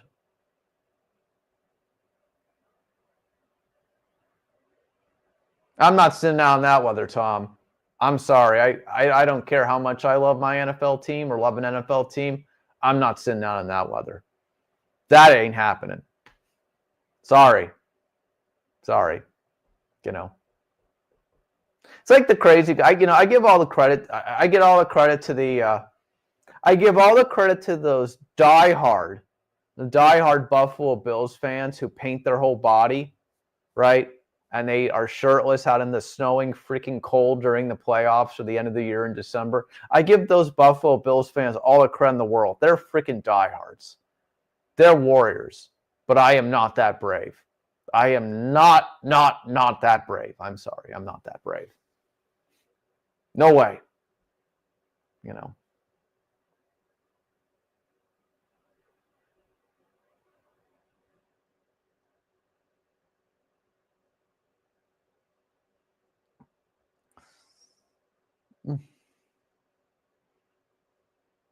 The reason the Arizona Cardinals are 3-8 on the season, a missed field goal attempt there, still 10-3 Bucks. over the Cardinals. 24-21 Panthers over the Rams here in the third quarter. And it looks like the Carolina Panthers are going to get off the field, ladies and gentlemen. Panthers have a chance today, living up to the hype early in this third quarter. 24-21 Panthers over the Rams. Yeah, I'm not going through tables early either, Tom. I'm sorry. I'm not letting the Dudley boys put me through a table either. That ain't happening either. No way. No way am I going to, no way. Oh my God. Look at the botched snap in the Saints Dolphins game. They're lucky there's a penalty flag there. What a botched snap by the New Orleans Saints there against the Dolphins. They're going to get bailed out with a penalty right there.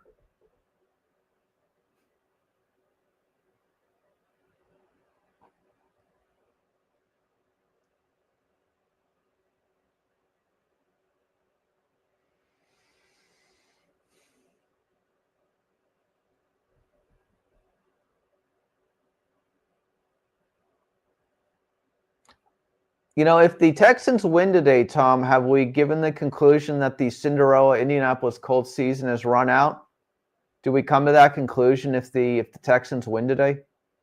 I got to give the C.J. Stroud and the Texans and all the credit in the world. Touchdown, New Orleans Saints. Saints get on the board. Well, every NFL team now in this segment has scored. Session has scored. Chris Olave with the touchdown. 16-6 Dolphins over the Saints. I'm guessing the Saints are probably going to go for 2 here.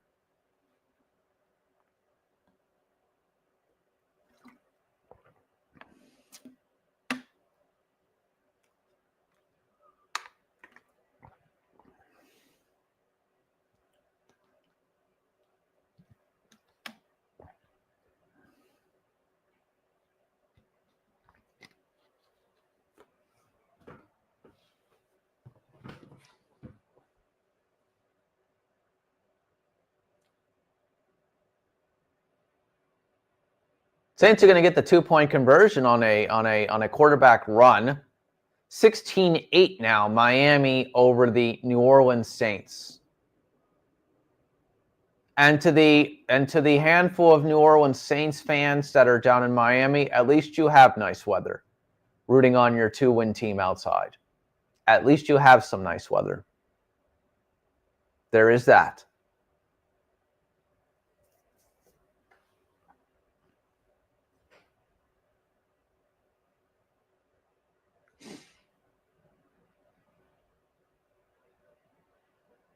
Texans attempting a field goal here from 43 yards away. That one's good. 13-6. Houston over Indianapolis in the third quarter. Listen, I give all the credit. I understand that probably a lot of these NFL fans book these trips many months in advance. Right, Tom? These road game trips. But to go to a game and root on your 2-win team or 4-win team, you know, those are diehards. Those are diehards. Touchdown by the New York Jets to make it 14-13 pending an extra point. Nice 50-plus yard touchdown pass there.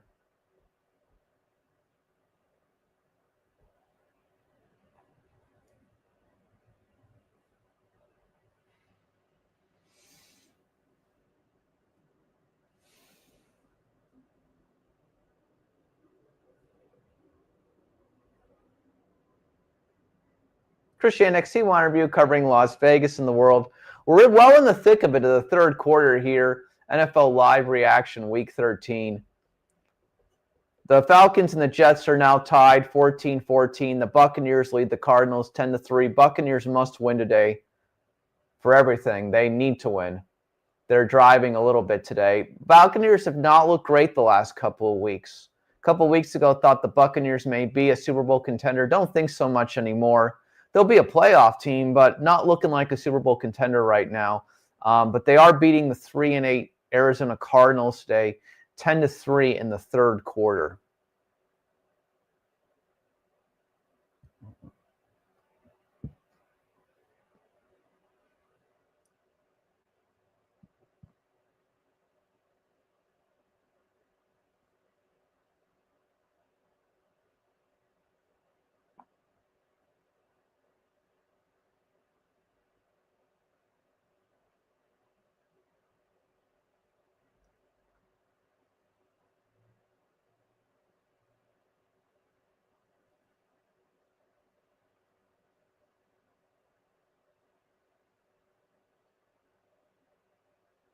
And Indy should have more offense today. But again, these division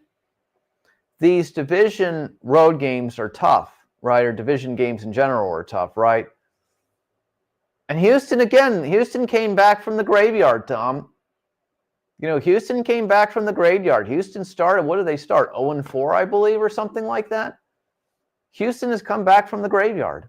So we should give Houston all the credit in the world. I know they've had injuries and a lot of issues to start the year, but Houston came back from the graveyard. So let's give them credit. They've got a chance to make the playoffs.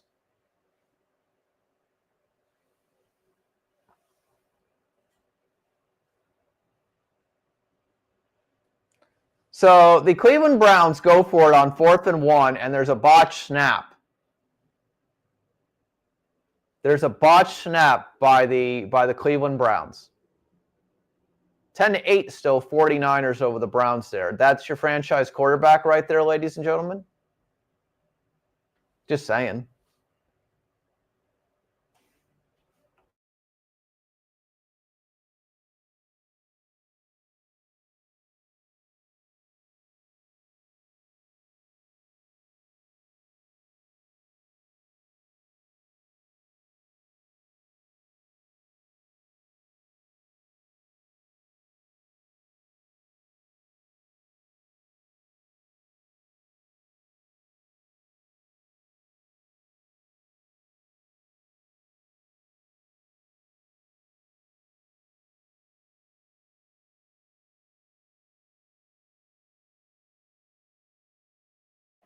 Yep.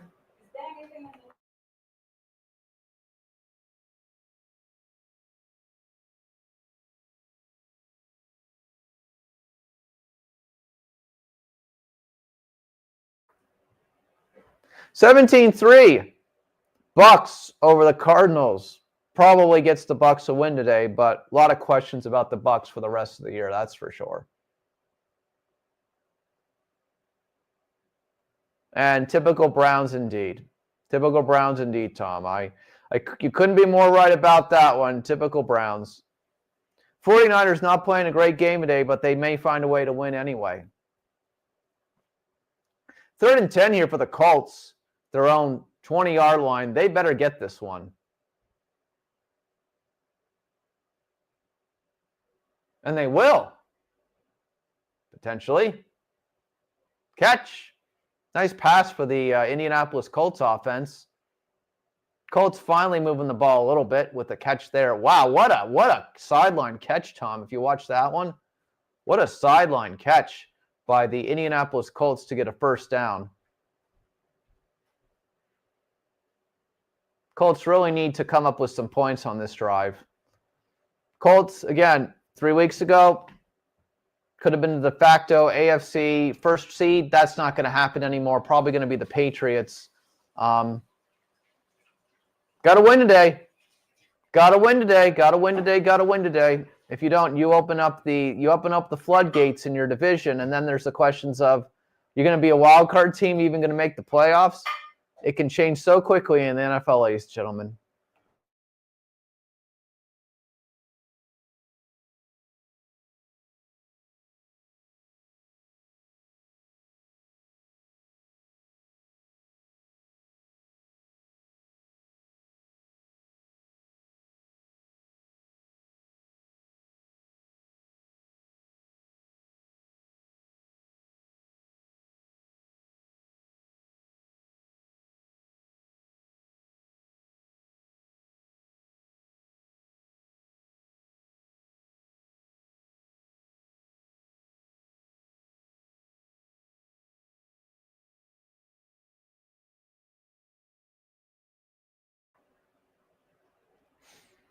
49ers are at least in field goal range here. 10-8 in the third quarter. Colts 3rd and 9 at midfield here. Colts are going to be able to convert again to get a first down. They're in field goal range now at least. Third quarter, Indianapolis must find a way. Must find a way to get some points here against the Texans. They must find a way. 10-8, 49ers over the Browns. 3 minutes left there. Let's see what the 49ers can do here on 3rd and 9.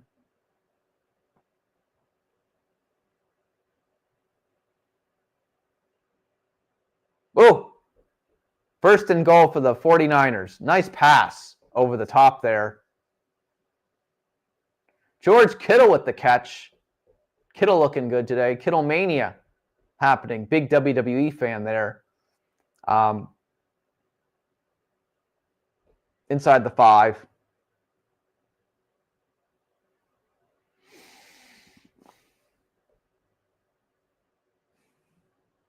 Interesting to see. We'll see how the Rams are able to do with that rain. Usually playing in a dome, Tom. It'll be interesting to see how the Rams handle that situation.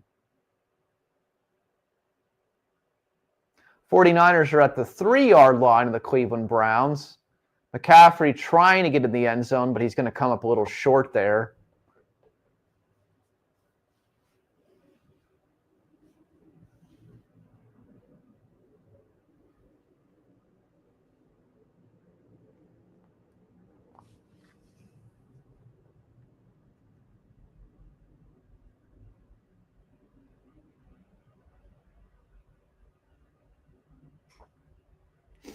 Second and goal for the 49ers here. 2 minutes left in the third against the Browns. Let's see.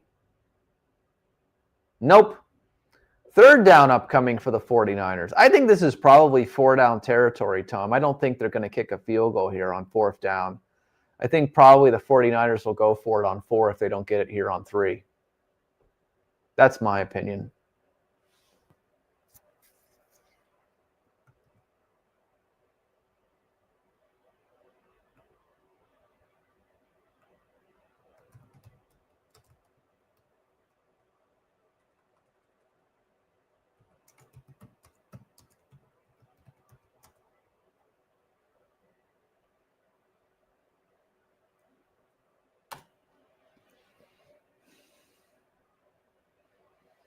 Jaguars are still leading the Titans 18-3, by the way, ladies and gentlemen.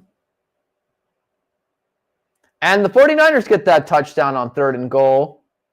16-8 now. 49ers over the Browns, pending extra point coming.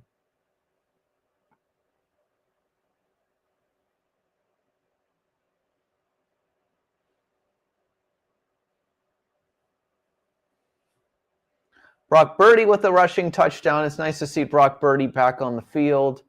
49ers are back in normal form.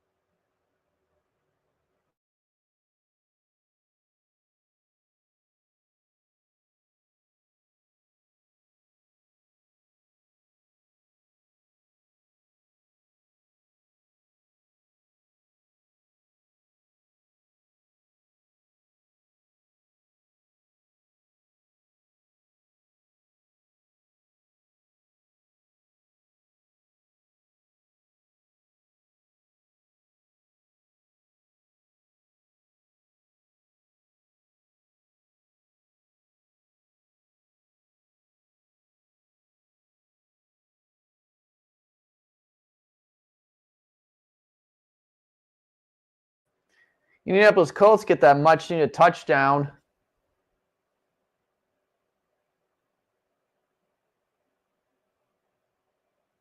(13-13) Texans and Colts. See if the Colts can find a way to beat the Texans today. Would be a big stop for the Texans season, would be a huge, much-needed victory. And the Cardinals are going to get a touchdown on the board against the Buccaneers to make it 17-9. That's about to go to the fourth quarter, pending extra point coming. Kick is up. And that one's good. 17-10, Buccaneers over the Cardinals.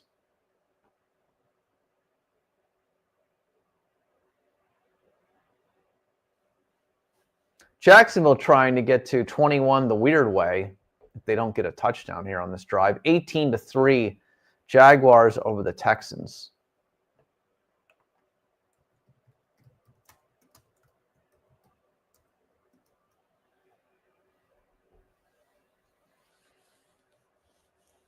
Scores around the NFL, 17-8, San Francisco over Cleveland.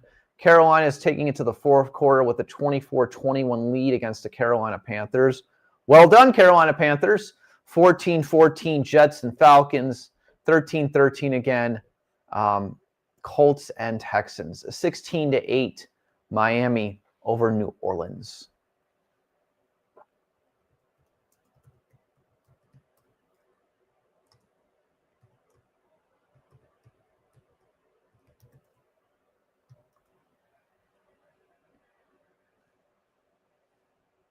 See if Carolina can put this one away if they get a touchdown here. They wouldn't put it away, but they'd create some breathing room. If Carolina beats the Rams today, I don't know what to make of the NFC anymore.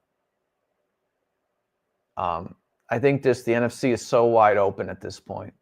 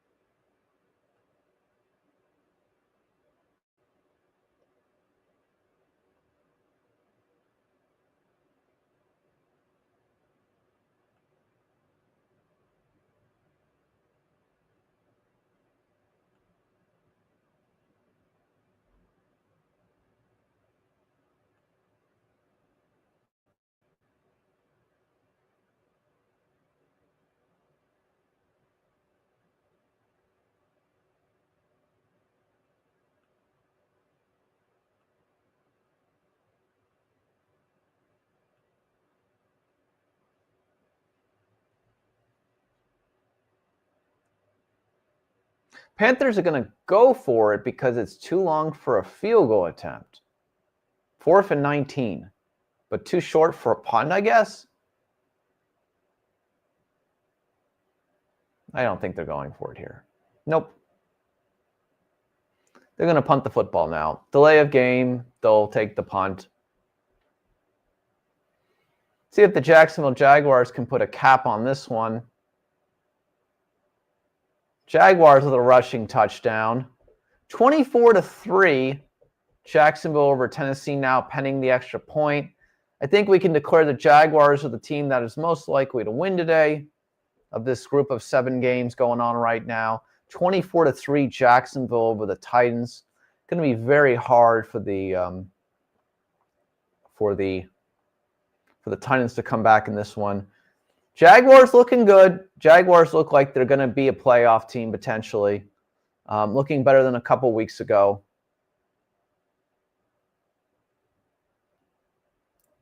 (25-3) Jacksonville over Tennessee.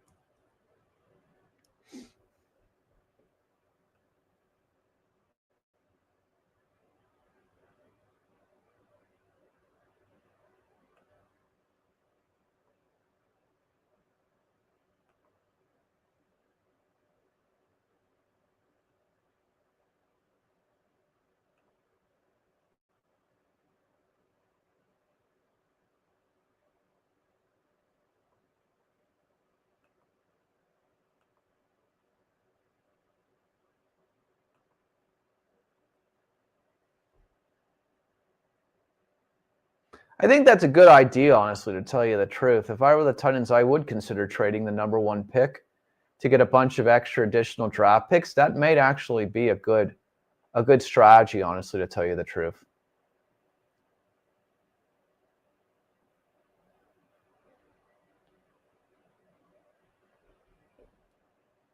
I feel like Miami's just playing through the motions with New Orleans.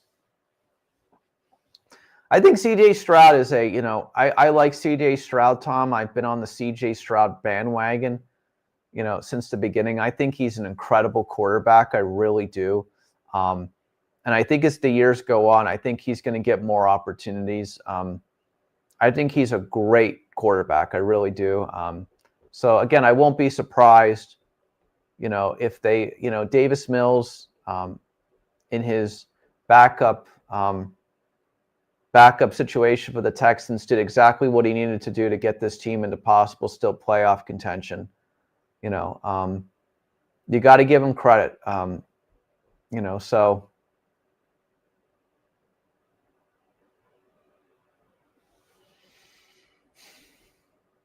love to see Houston. I like Houston. I like CJ Stroud. I think he's a great quarterback. I think he's one of the best new quarterbacks in the NFL. I really do. I agree. He needs some more help on the offense.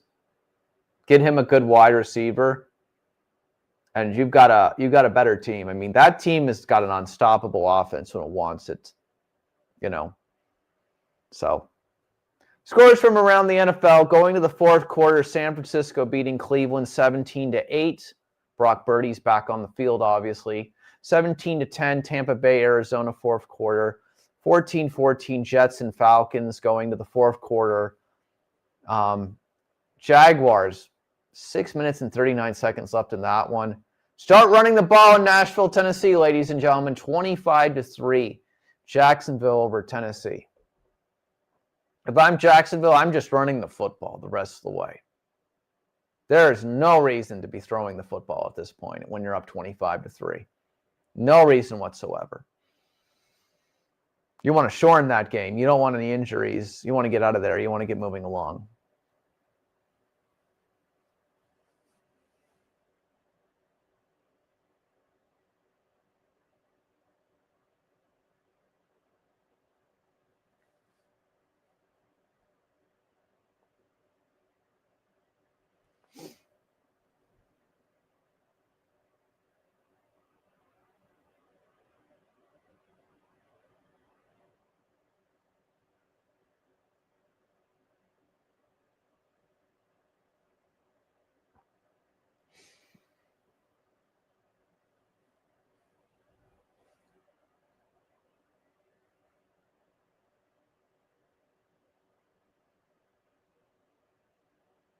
Game of the day so far, of course, again, Rams-Panthers. Panthers 6-6 on the year, Rams 9-2. The Carolina Panthers what an impressive year so far for the Carolina Panthers. Winning at home. Rams are getting close to field goal range. Going to be a good finish down in Carolina today. Game is living up to the hype. The New York Jets are going to attempt a 55-yard field goal here against the Falcons. The kick is up. And in that cold weather, outside is no good. Just missed.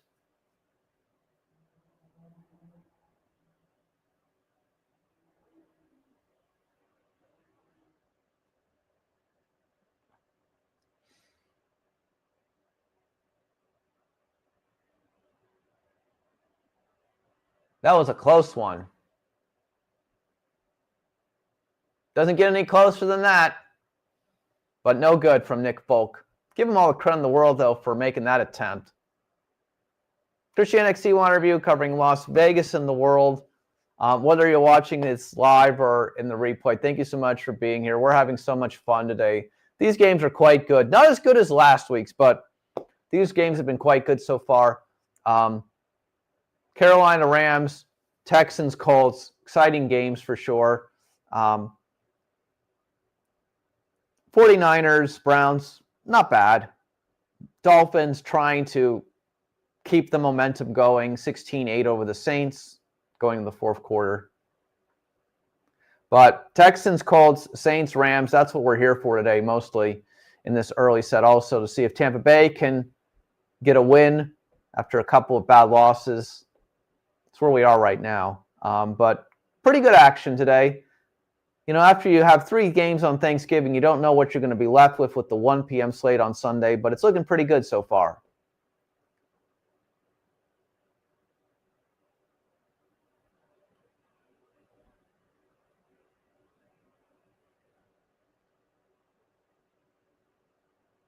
Touchdown, Los Angeles Rams. Rams are going to take the lead back from the Panthers on a Kyren Williams rushing touchdown.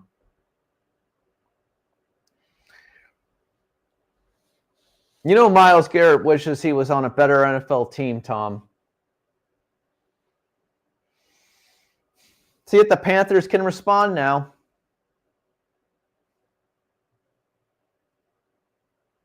Oh! And the Browns fumble the punt. And as Tom would say, there's your typical Cleveland Browns moment. They muff the punt, and the 49ers are going to have first and goal at the 16-yard line of the Browns. Not very good. Not very good one bit.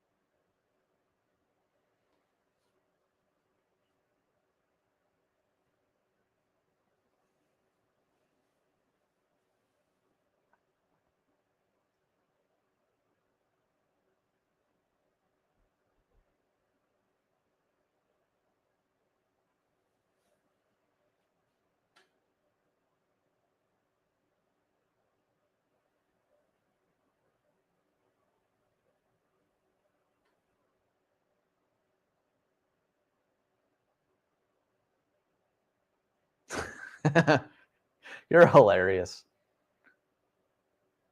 It's almost like the bottom of the rung college football teams who have no faith in their special teams.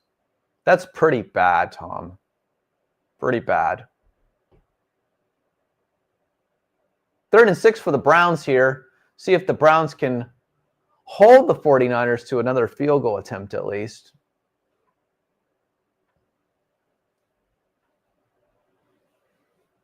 Texans are still moving the ball here against the Colts in the fourth quarter. 13-13, 13 minutes left there. The Falcons are now attempting a long field goal attempt. Their attempt is good. 52-yard field goal for the Falcons. 17-14 Atlanta over the Jets going to the fourth quarter.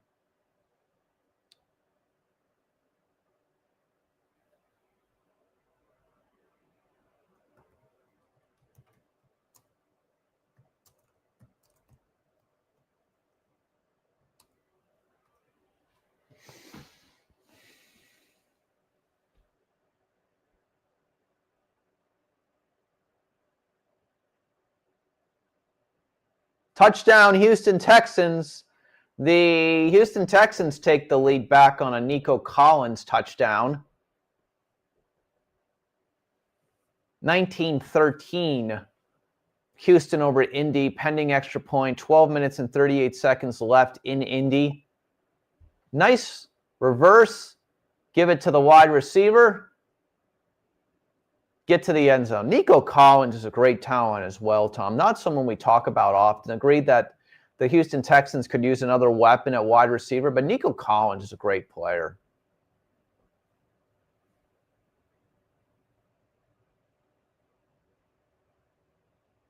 And the extra point is barely good by the Texans there. I, for a minute, did not think that extra point was good. I was like, wow, that's going to be close, but extra point is barely good by the Houston Texans kicker. 20-13 now, Houston over Indy. Again, I think that we pretty much knew that Kiffin was going to LSU. I'm guessing they're not going to let him coach the first game in the college football playoff. I'm guessing that's not going to happen. So if Ole Miss makes it, which I'm guessing they will, so because that's 2 weeks, that's weeks away. I'm sure if you're an Ole Miss fan today, you're really pissed off, right? Because he comes in, he builds up the program. They're about to have their biggest moment in program history, and now he's leaving, right? That's got to be a piss-off moment if you're an Ole Miss Rebels fan today. And the LSU Tigers fans, well, that is just expectations up the wazoo. That goes out of my screen, how high those expectations are going to be again from those LSU fans. They're going to watch every cough, every fist pump, every glass of water that Lane Kiffin drinks from now till next fall. That is going to be just the LSU social media is going to be unbelievable. Fan groups, whatever, from now till September is going to be unbelievable. It's just going to be absolute craziness, in my opinion. Let's take a look at something very quickly while we're sitting here.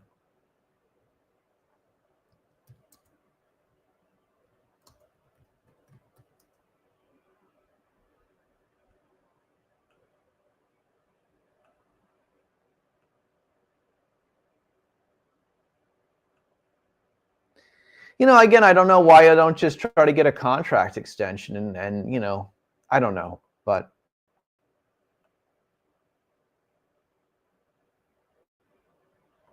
'26 schedule for the LSU Tigers.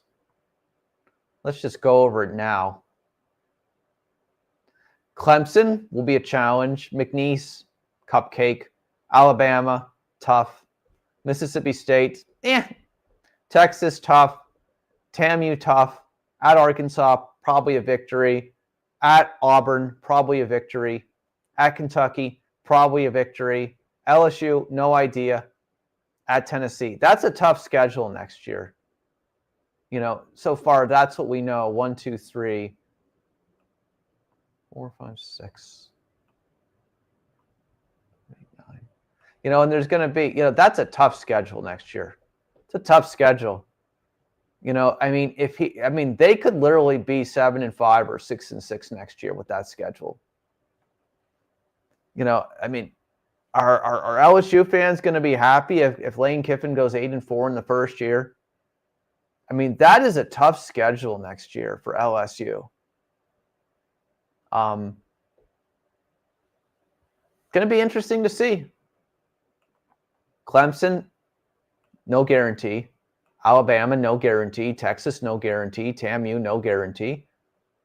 Ole Miss, no guarantee. Tennessee, no guarantee. I mean, there's 6 toss-up games on that schedule.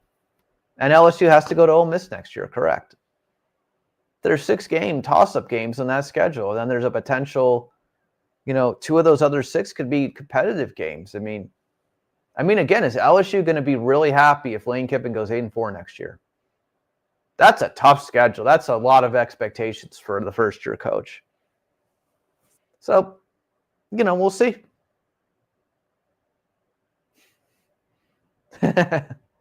You're 100% right about that. You couldn't be more right. Carolina Panthers are at midfield here, 28-24, 6 minutes left. Carolina is going to score a touchdown, ladies and gentlemen, on a touchdown pass of 40-plus yards as we're talking there. Bryce Young to Tiandre McMillan. What a touchdown pass by the Carolina Panthers. Carolina playing great football right now against this Los Angeles Rams team. Man, the NFC is just wide open, ladies and gentlemen. 6 minutes and 34 seconds left, 30-28 Carolina. Extra point pending. Bryce Young is having the time of his life. How does this guy not again get comeback player of the year or some other award? Just looking phenomenal today against the Rams. Just phenomenal. Throwing the kind of pass that a good quarterback knows how to get into a very small corner in the rain. 31-28 Carolina over the Rams right now. Finally got that 3rd and goal by the 49ers, and the 49ers are going to get a touchdown. And that's going to be Juwan Jennings from Brock Purdy. 49ers are closing the door on the Cleveland Browns and the Sanders Jr. coalition today, who have only 8 points on the board. New York Jets are attempting a field goal. Nick Folk, who is still in the NFL. It's amazing to believe. I can't remember the last time that Nick Folk kicked for the Jets, but I feel like it was 10-plus years ago. Isn't that crazy? Still in the NFL. 17-17 now, Falcons and Jets. Miami Dolphins trying to get some points on the board, 16-8. They're in the red zone. 10:25 left there, leading 16-8. I don't know about the MVP conversation. I mean, we've got to look at the overall statistics, Tom. They love to look at the overall statistics. But, he should get Player of the Week award, at least possibly in the NFC if they win today.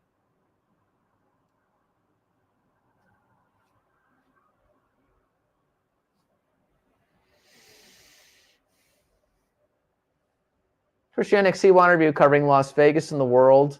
NFL Live, Week 13 reaction. A lot of exciting games in the fourth quarter. The Carolina Panthers just took the lead on the Los Angeles Rams, 31-28. The Miami Dolphins currently lead the New Orleans Saints 16-8. The San Francisco 49ers lead the Cleveland Browns 23-8 after their latest touchdown. 17-17 Jets and Falcons.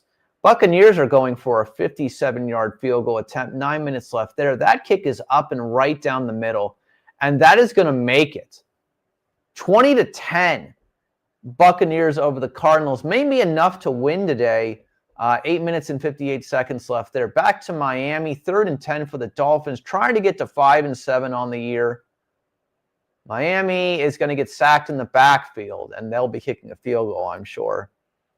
10 minutes left in Miami and New Orleans. Miami beating the Saints 16-8. Colts are trying to move the ball with 10 minutes left down to the Texans 20-13. Huge game today in the AFC South. Again, Texans win opens the door up for everybody. The Texans, the Jaguars, and the Colts in the AFC South. Colts were to win, they keep a little bit of space in between. Miami Dolphins are now going to attempt that 33-yard field goal attempt, trying to make it a 2-score lead. Kick is up, and that is good. Miami now leads the Saints 19-8 with 9 minutes and 39 seconds left there.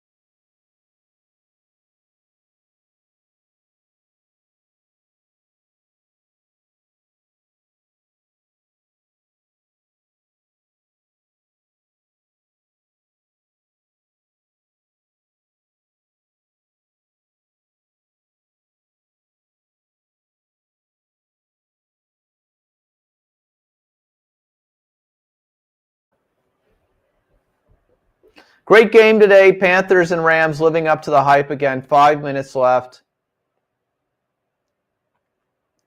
31-28.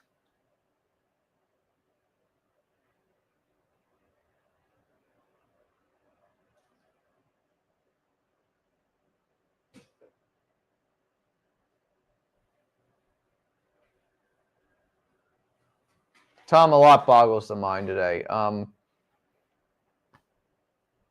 I don't know.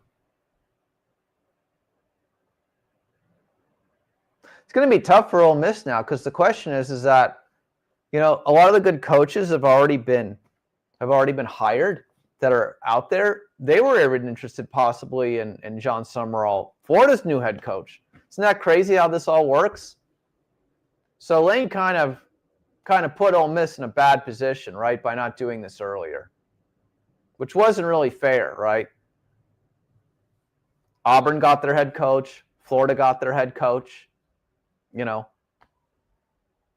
great stuff. Not great stuff. I'm really not happy if I'm an Ole Miss Rebels fan today. I am not happy one bit. I'm just not. That's my opinion. I'm just not happy if I'm an Ole Miss Rebels fan today. Yeah, I mean, sure, they can promote from within. I know nothing about any of the assistants at Ole Miss. I have no idea.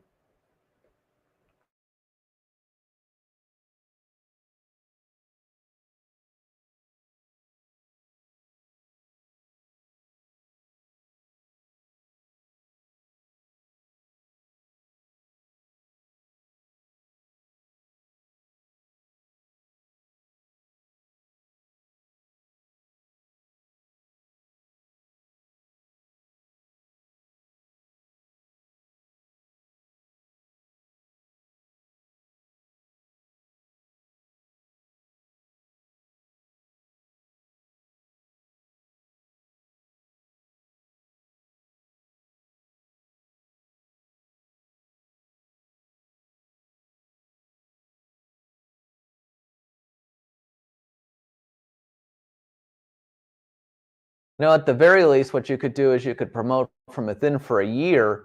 And if that doesn't work out, then you give yourself time to find a new coach, right? That's what I'd probably do. That may be an option.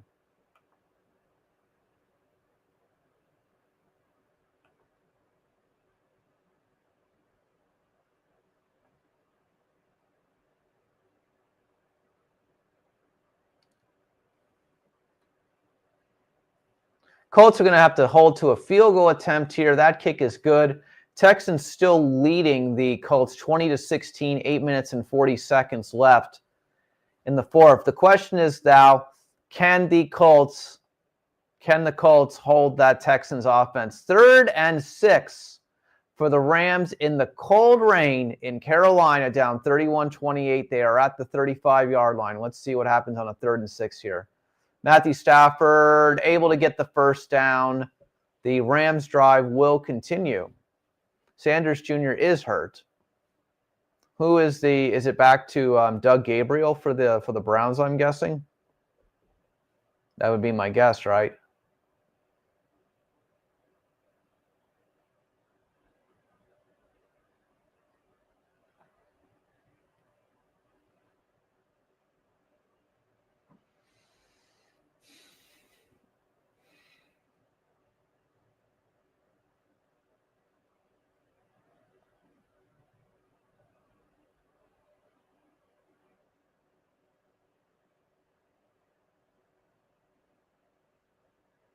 Panthers got to hold the Rams to a field goal attempt here. Got to hold the Rams to a field goal attempt.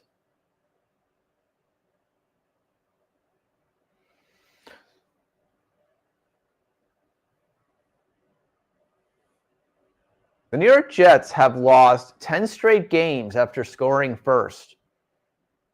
Interesting statistic there.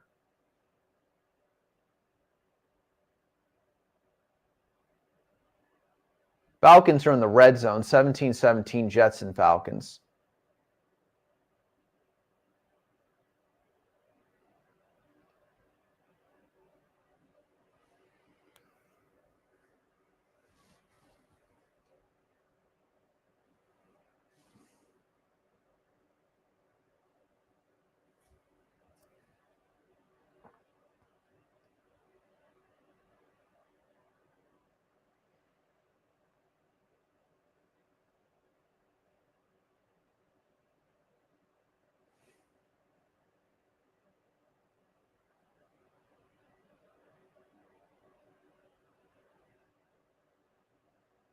Touchdown, Atlanta Falcons.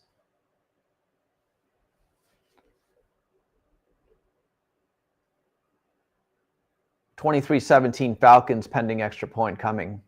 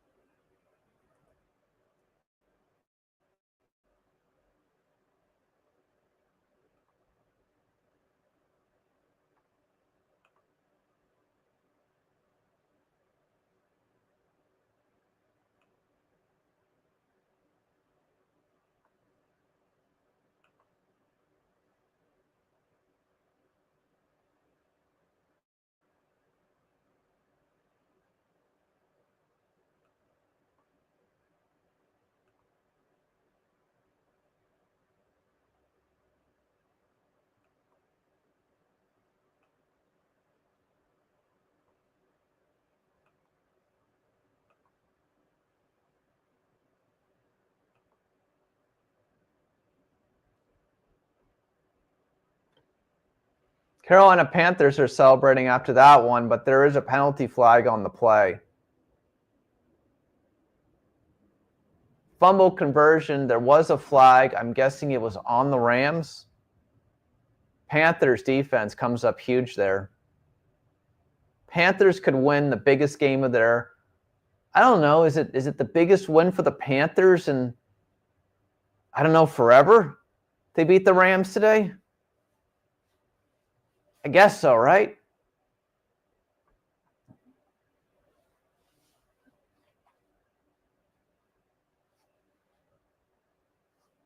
Still 13 minutes left in Tennessee.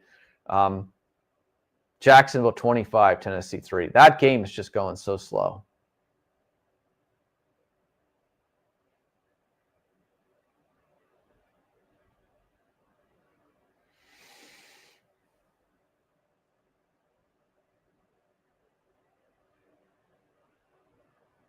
Texans moving the ball against the Colts. Colts defense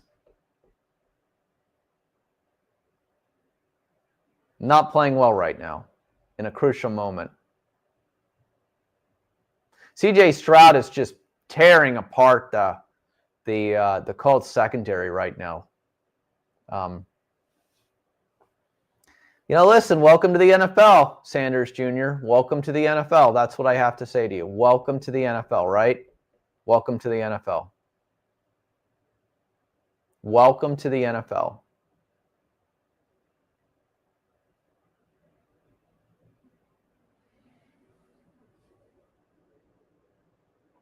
First and 10 for the Texans inside the Indianapolis 25-yard line.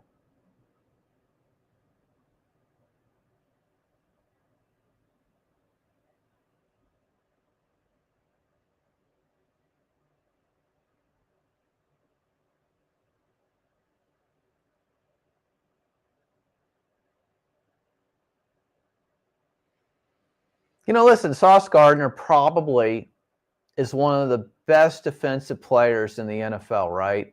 But the Colts have played well all year. I mean, again, I don't think that the Colts are a one-player defensive team, but the reality is that, again, if you lose today, you just open the door to everybody else. Houston, again, was started the season, I believe, 0-4, and they're going to be 7-5 if they win this game. That's damn impressive. They basically have gone 7-1 over the last 8 weeks, right? So, New Orleans Saints with a 56-yard field goal attempt, 19-11. The Miami Dolphins must win their last 6 games.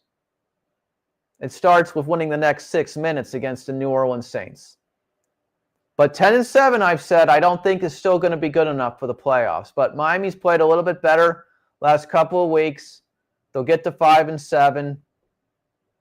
They'll get to 5-7, probably.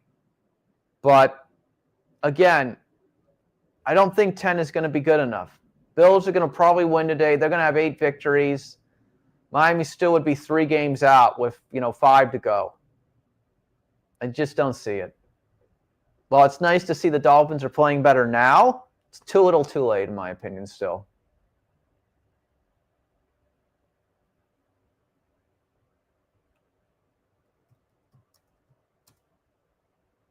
And they have to win all those games. They still got to play Tampa Bay and New England twice also.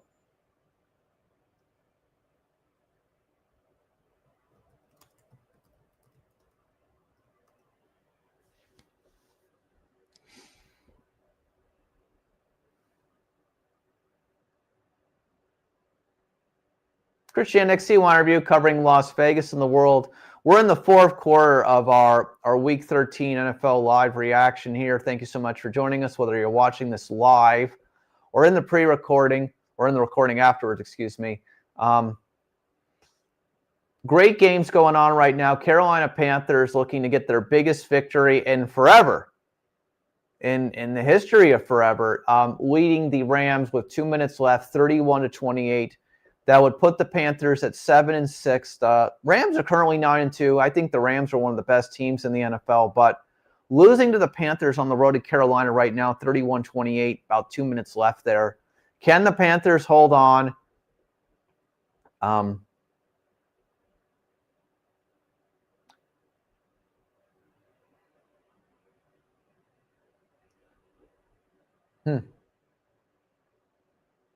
So, according to the virtual measurement, which is something new, I guess, this year, Tom, I know nothing about this. The Texans are going to be held short, but the Colts still got to drive down the field and get 6 points, sir. If they're not able to get a touchdown, they're not going to win. We'll see how great the Houston Texans defense is. Now, Colts offense has struggled the last couple of weeks. Big drive here for the Indianapolis Colts. This is a season-defining drive here that separates you from being still in the upper echelon of the AFC to back to you're with everybody else. 1st and 10 for the Panthers going to the 2-minute warning. The Rams have no timeouts left. So the Panthers should be able to take a knee. And the Panthers are going to get the biggest victory in their franchise in who knows how long. Tell me the last time the Panthers won a bigger game than today. 31-28. 31-28. Panthers are going to beat the Rams today with 3 knees upcoming here. No timeouts left for the Rams. Yeah, I don't like that anymore. I didn't even know about this. This is that whole virtual measuring thing. It kind of takes away the drama of the game. I honestly, this is the first time I've ever seen this. I'm sorry that I'm late to the game on that. But, hey, technology is what it is. Kind of takes the drama away, though, from the chain gang.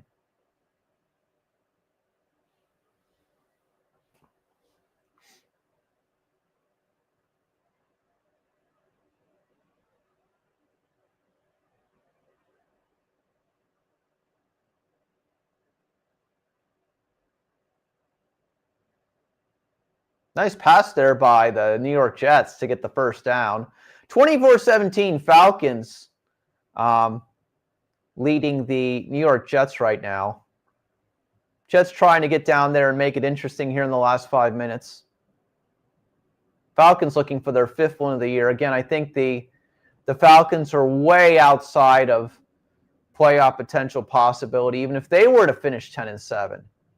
A lot of potential, but not a lot of possibility for a lot of these teams with 4 and 5 victories.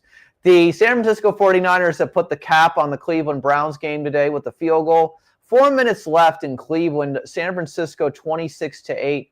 Margin of victory now 3-score game there in Cleveland.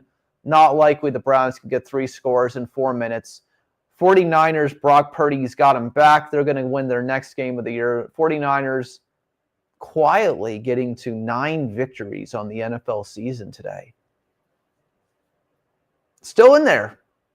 You know, we think about the Rams and the Seahawks. The NFC West has got 3 potential playoff teams looking like.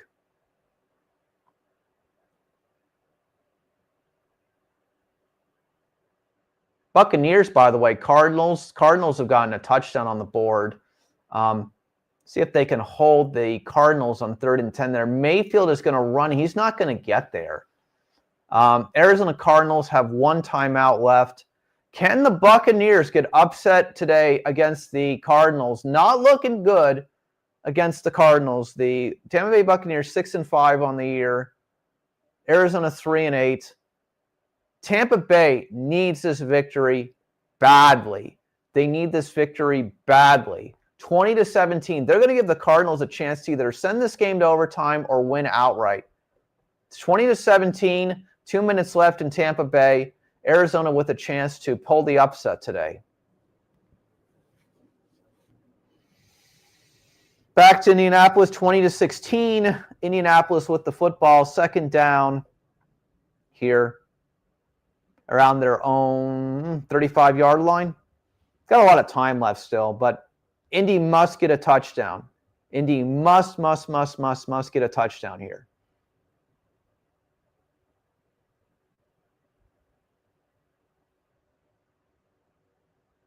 That's going to be a first down. Indianapolis with a nice pass to the Houston 42-yard line.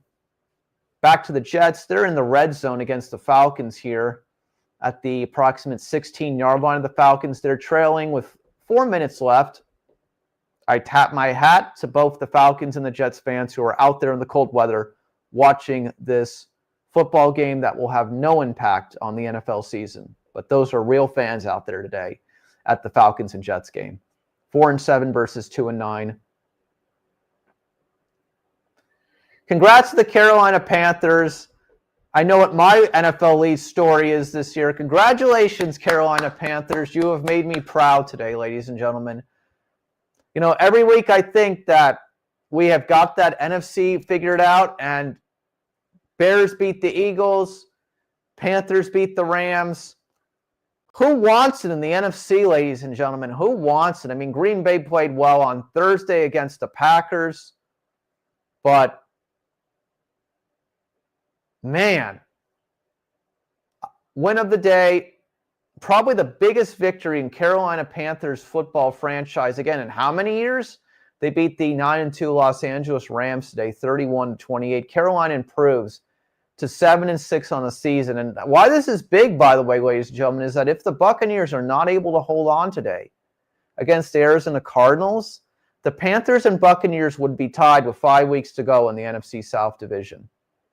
So Panthers absolutely have a chance to make the playoffs. Congrats to the Panthers. What a great victory for them today. I cannot say enough good things about Bryce Young in his third year. I mean, I think a lot of people, again, after 2 seasons, ruled him out as nothing. He is having a great year. I am happy for Bryce Young. It goes to show you that in the NFL, you need to give these players some time. You need to have some patience. You just can't write these high draft pick quarterbacks off after a couple of years. Bryce Young is looking good. Congratulations now. You know, and the Bears are now the number 1 seed in the NFC. I mean, unbelievable. That Bears offense still has got to figure something out, Tom, still. I don't care how great that defense is. That Chicago Bears offense has got to keep getting better if they're gonna make a run in the playoffs. I can see, here's the thing about the Bears, right? Even if the Bears, let's play devil's advocate for a minute. Even if the Bears were able to get that 1 seed, I could see them losing in the second round of the divisionals in their first game. I could see them still losing. I mean, you got to play the Packers, the Lions, the Rams in the second round potentially. Maybe even Seattle. They could lose to all those teams. I mean, Dallas maybe even have a chance to make the playoffs if they keep playing well. I mean, I'd pick Dallas over Chicago at this point. A lot of people may not agree with that based on what happens, but I could see Dallas beating Chicago. I don't know. It's just, again, I just think that Chicago, while their record may be good and they may be where they are, it's not like they have separated themselves from all those other teams is my whole point to you. I could see Carolina beating Chicago. They keep playing this way. Okay, Arizona's trying to move the football here. They got a long way to go with the minute 16. They're around their own 20-yard line. They're trailing 20-17. Yeah, here's my response to you. So Chicago gets home field advantage. They get one bye, and then they lose in the second round in their first game. Again, just because you have a great regular season doesn't mean that then leads to beating playoff caliber teams week in and week out. You got to win at least two. You got to win the divisional round, and then you got to win the NFC Championship game. And you're going to be playing really good teams. And my point is that those are even matchups. That's the whole point. Those are even matchups. But congrats to the Carolina Panthers. Let's give them credit. Carolina today a winner over the 9-3 now Los Angeles Rams 31-28. Carolina improves to 7-6 on the year. Christian XCY interview covering Las Vegas and the world. NFL Live reaction, whether you're watching us live or in the recorded version. Thank you so much for being here. We appreciate your support. Having a great day so far. Highlight of the day so far, Carolina beating the Rams 31-28.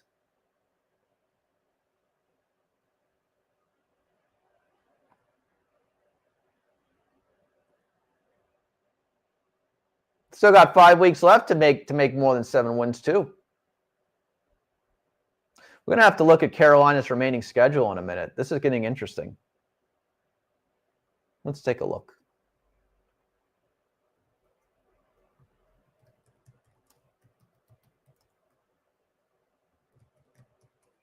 I think there's Tampa Bay, at least there's Tampa Bay on there twice. So, again, NFC South's up for grabs because the Panthers have to play the Bucs twice. The way the Bucs are playing, that's not a guarantee for Tampa Bay, that's for sure. New York Jets here running, and the New York Jets are going to get a touchdown on the board here. Tyrod Taylor, still playing in the NFL, former Buffalo Bills quarterback who's leading the Jets offense.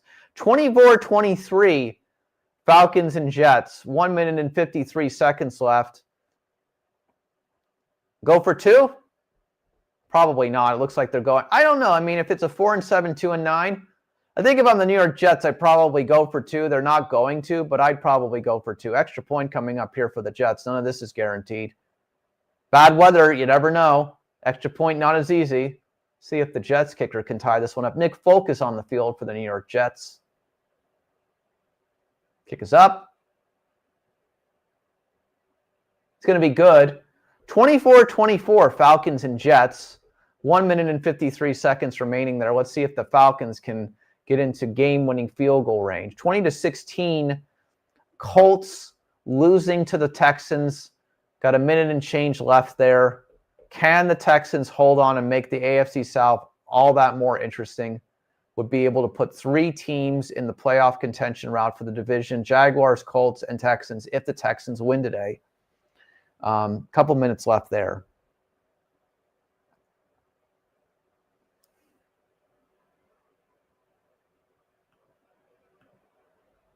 Panthers have left the Saints. They can win that game. It's at the Saints, though. December 14th. Then they got to play. They get the Bucs at home on the 21st. December 21st, Bucs and Panthers, game of the week right there. Seahawks have to go have the Panthers at home. What's interesting to note is Carolina is going to get, some of those good playoff potentials because they've only got 4 games left, right? Carolina's only got 4 games left. They got a bye next week. They get Tampa Bay twice. They play Seattle, and they play the Saints. So,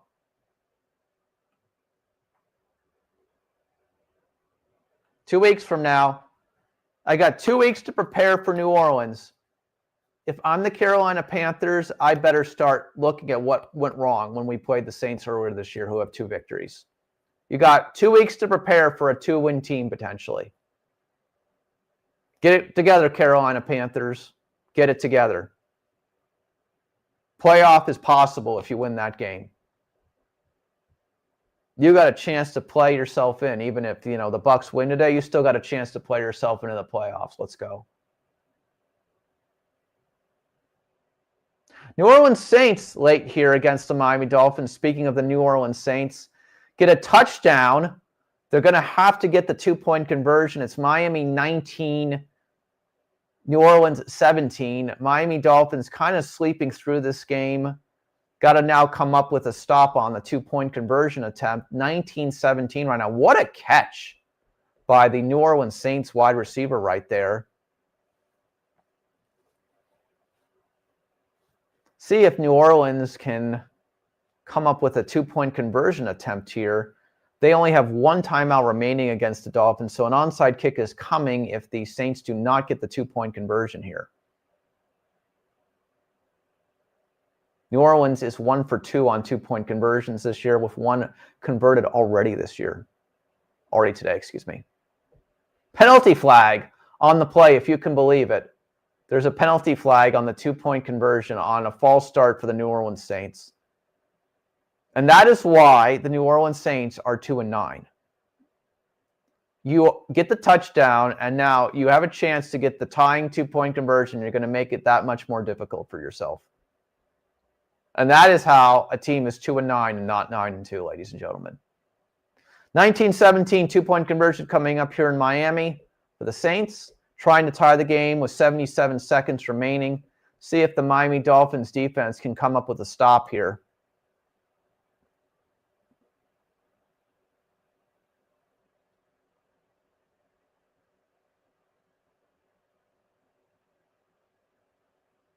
Interception by the Miami Dolphins here on the 2-point conversion attempt. And that'll be in the end zone for the Miami Dolphins there. 2 points for the Miami Dolphins defense. 21-17 now, Miami. So the Saints will still have to get a touchdown if they recover the onside kick here. Give yourself more room and give yourself the defenders more room to take it back to the house on a pick 6 for a pick 2. 2 points by the Miami Dolphins defense on the 2-point conversion right there.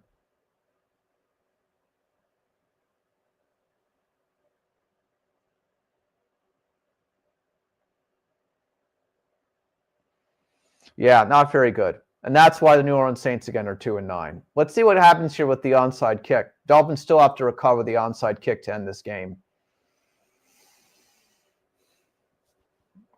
The Falcons have not converted anything. The Jets are going to have a chance here to get the ball back and kick a game-winning field goal. We'll see what the New York Jets are able to accomplish here.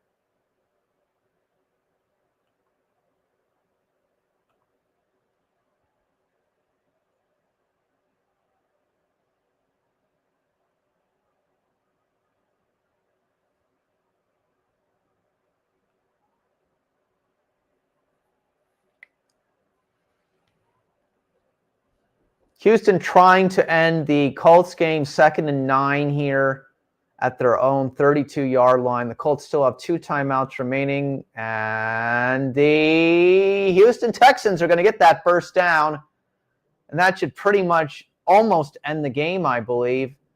Texans come back from the grave, 0-4. They come back from the grave, and they're probably going to end up beating the Indianapolis Colts today. Division road games are tough. Houston looks better. Houston looks like they're ready to make a playoff run. I believed at the beginning of the year Houston would be one of the best teams in the AFC. They did not start well with an 0-4 beginning to their season, but they're about literally a couple seconds away here from being 7-5. So congrats to the Houston Texans. The Houston Texans, even though the Ravens lost this week, Texans and Ravens have come back from the grave to be competitive in the NFL season this year.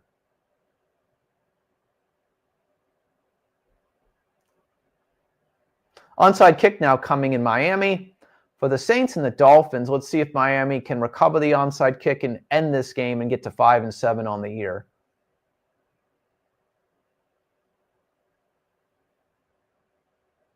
It's on the ground.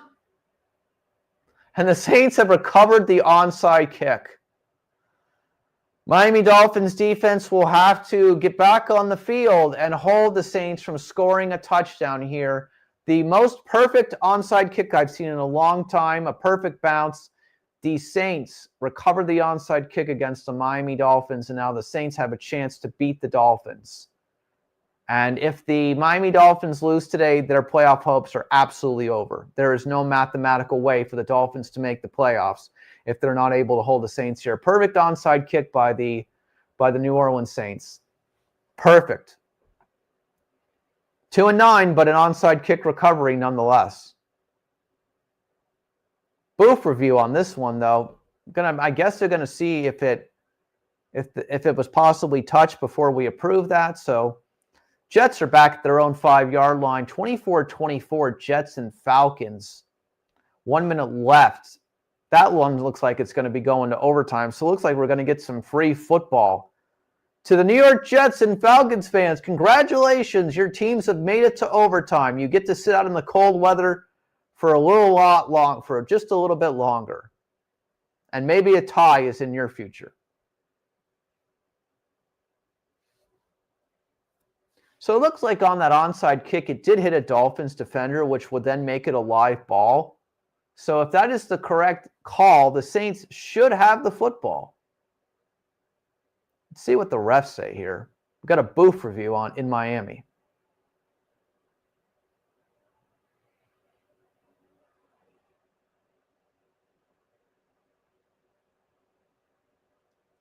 Well, Jets aren't going to be able to do anything, so the Falcons are going to get the ball back, and the Falcons are going to have a chance to kick a game-winning field goal now again.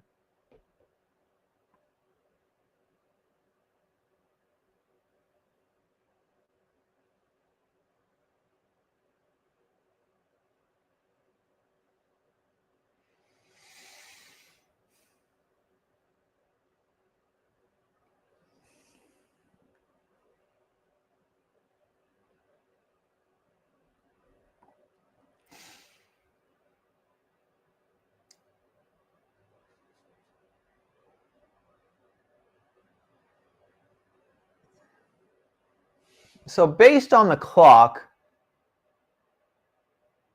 basically it looks like Houston could run the game out against the Colts. Based on the clock, right? So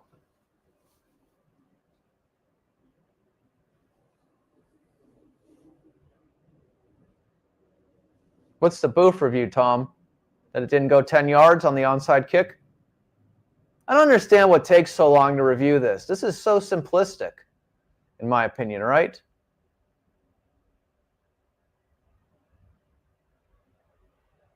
Did it hit the Dolphins player is the question.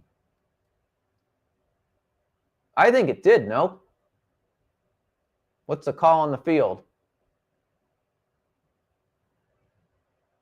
Call stands. New Orleans has the football, as stated.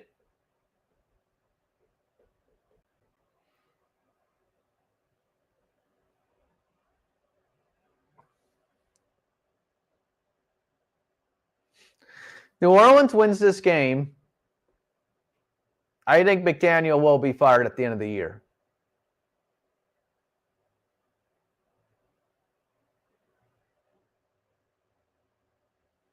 So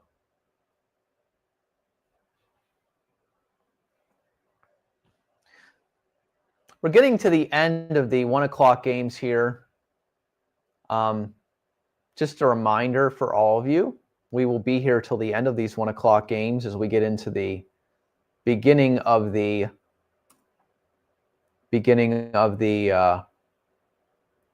4 o'clock games. Just a reminder, we've got 3 games at the 4 o'clock window, or as I like to call it, the 1 o'clock window in Las Vegas. Minnesota, Seattle. See if Seattle can get a victory, keep it going after beating Tennessee last week. That's at Seattle. Seattle looking for their 9th victory of the year. That helps them in the NFC West division since the Rams lost today. The Raiders are looking for their 3rd win of the year. It should be a very competitive matchup against the Chargers. Chargers-Raiders games tend to be historically close. The Raiders and the Silver and Black faithful will be out in SoFi Stadium in Los Angeles today. That game kicks off in just a matter of 20 minutes. So Raiders looking for their third win of the year. Should be a very close game. It always is between the Raiders and the Chargers. And not likely a win for the Raiders, but 2-9 Raiders looking for their third win of the year. We'll see. The Las Vegas faithful will be watching from here on the entertainment capital of the world. Best game of the 425 window. Bills and Steelers. Bills looking to get back on the winning track. Obviously now, Mark Davis is the sole owner of the Las Vegas Raiders after his mom, Carol, passed away last month. So condolences, of course, to the Davis family on the loss of Carol last month. But Mark is now the majority owner. And of course, people believe that Tom Brady is telling Mark a lot of things to do since Tom Brady's a minority owner of the Raiders. But been a tough year so far for the Raiders. But again, I think that Raiders will have a very competitive game today against the Chargers. Again, division games tend to be very competitive. So that game kicks off in about 20 minutes. Saints are going forward on 4th and 1 here. Did the Miami Dolphins defense stop the Saints? I think so. Are the Miami Dolphins going to hold on here? It looks like the Miami Dolphins are going to be able to hold on, and thank the Miami Dolphins defense. The Miami Dolphins are going to get off the field with a victory against the 2-9 New Orleans Saints today. It looks like 21-17. They're going to review this, obviously, but it looks like the Dolphins have held. This is why that 2-point conversion was so important, right? Difference between 19-17, 21-17.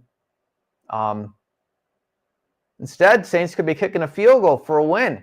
And this is why that offsides, that false start, penalty was a big deal. Gave the Dolphins, then the Saints had to score a touchdown instead of kicking 3. Miami will move to 5-7 on the year.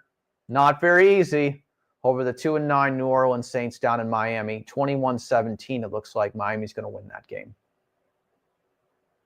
Let's go around the NFL now. And get you all of the final scores. How are the Titans? How are the Titans and the Jaguars still playing? Jaguars are winning 25-3. I don't understand why that game has taken so long. Must be a lot of incomplete passes by the Tennessee Titans offense. That game should have been well over by now.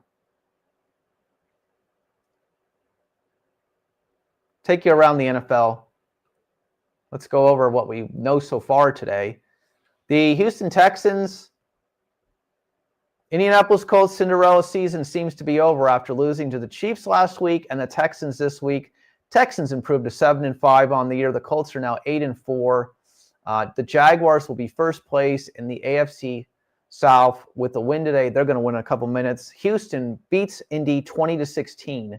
Indy has come back down to normalcy. The San Francisco 49ers get their 9th win quietly. The San Francisco 49ers are 9-4 on the year. They beat the 3-8 Cleveland Browns 26-8. Tampa Bay Buccaneers hold on to get that very important 7th win of the year. The Cardinals are now 7-5. They beat the Buccaneers are now 7-5, beating the Buccaneers 20-17. But the Carolina Panthers, biggest story of the day. Carolina Panthers are 7-6 on the year, well within the playoff possibilities. Beat the Los Angeles Rams, 9-3 Los Angeles Rams now, 31-28. Panthers play the Buccaneers twice in their last 4 in the NFC South. Could very well win the NFC South if they beat the Buccaneers twice. Buccaneers not looking good this year. Barely beating the Cardinals today, 20-17. Barely beating the Cardinals. Barely. So, NFC is wide open in my opinion. Green Bay, I don't know. Does Green Bay now the best team in the NFC? Do they get to tier 1? Eagles losing 2 in a row to the Cowboys and the Bears? I think on any given week, any of these NFC teams that are going to be in the playoffs could beat each other. Texans are finally taking the knee in Tennessee. It's about time. Jaguars are finally taking the knee in Tennessee finally. It's been 25-3 in that game forever. 25-3 in that game forever.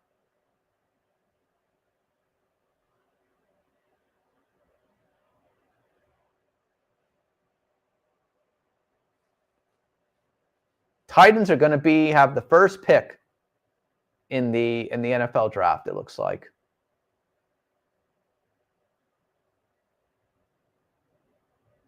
To any given Sunday, ladies and gentlemen. To any given Sunday. Any given Sunday. Jamie Foxx, Al Pacino, any given Sunday, ladies and gentlemen, in the NFC. Any given Sunday, for sure. That's what I feel like. The AFC, I feel like, I still think Buffalo is the best team in the AFC. I think Buffalo can beat any of those teams in any given week. Yeah, they lost to Houston last week, and Houston's impressive right now. But playoff time, I'll take Buffalo over Houston. Cameron Diaz, Jamie Foxx, Al Pacino. Any given Sunday, by the way, for everybody, of course. A bunch of that movie was shot down in Miami as well at the Orange Bowl, the former Orange Bowl, which now is the site of the Miami Marlins baseball stadium. There's a little sports history for you.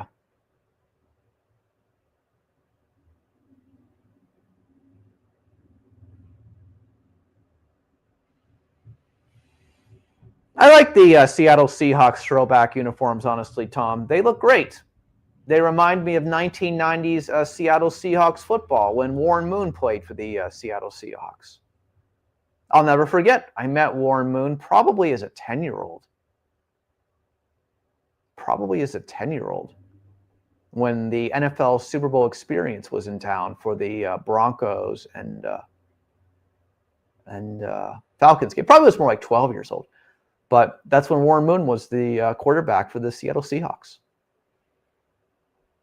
Of course, Warren Moon was also the quarterback of the Minnesota Vikings prior to that. And of course, any given Sunday based off of the great Jimmy Johnson. All right, the New York Jets are attempting a 56-yard field goal to end the game against the Atlanta Falcons. Nick Folk is out on the field. He made it. Holy moly. The New York Jets have a walk-off field goal attempt against the Atlanta Falcons.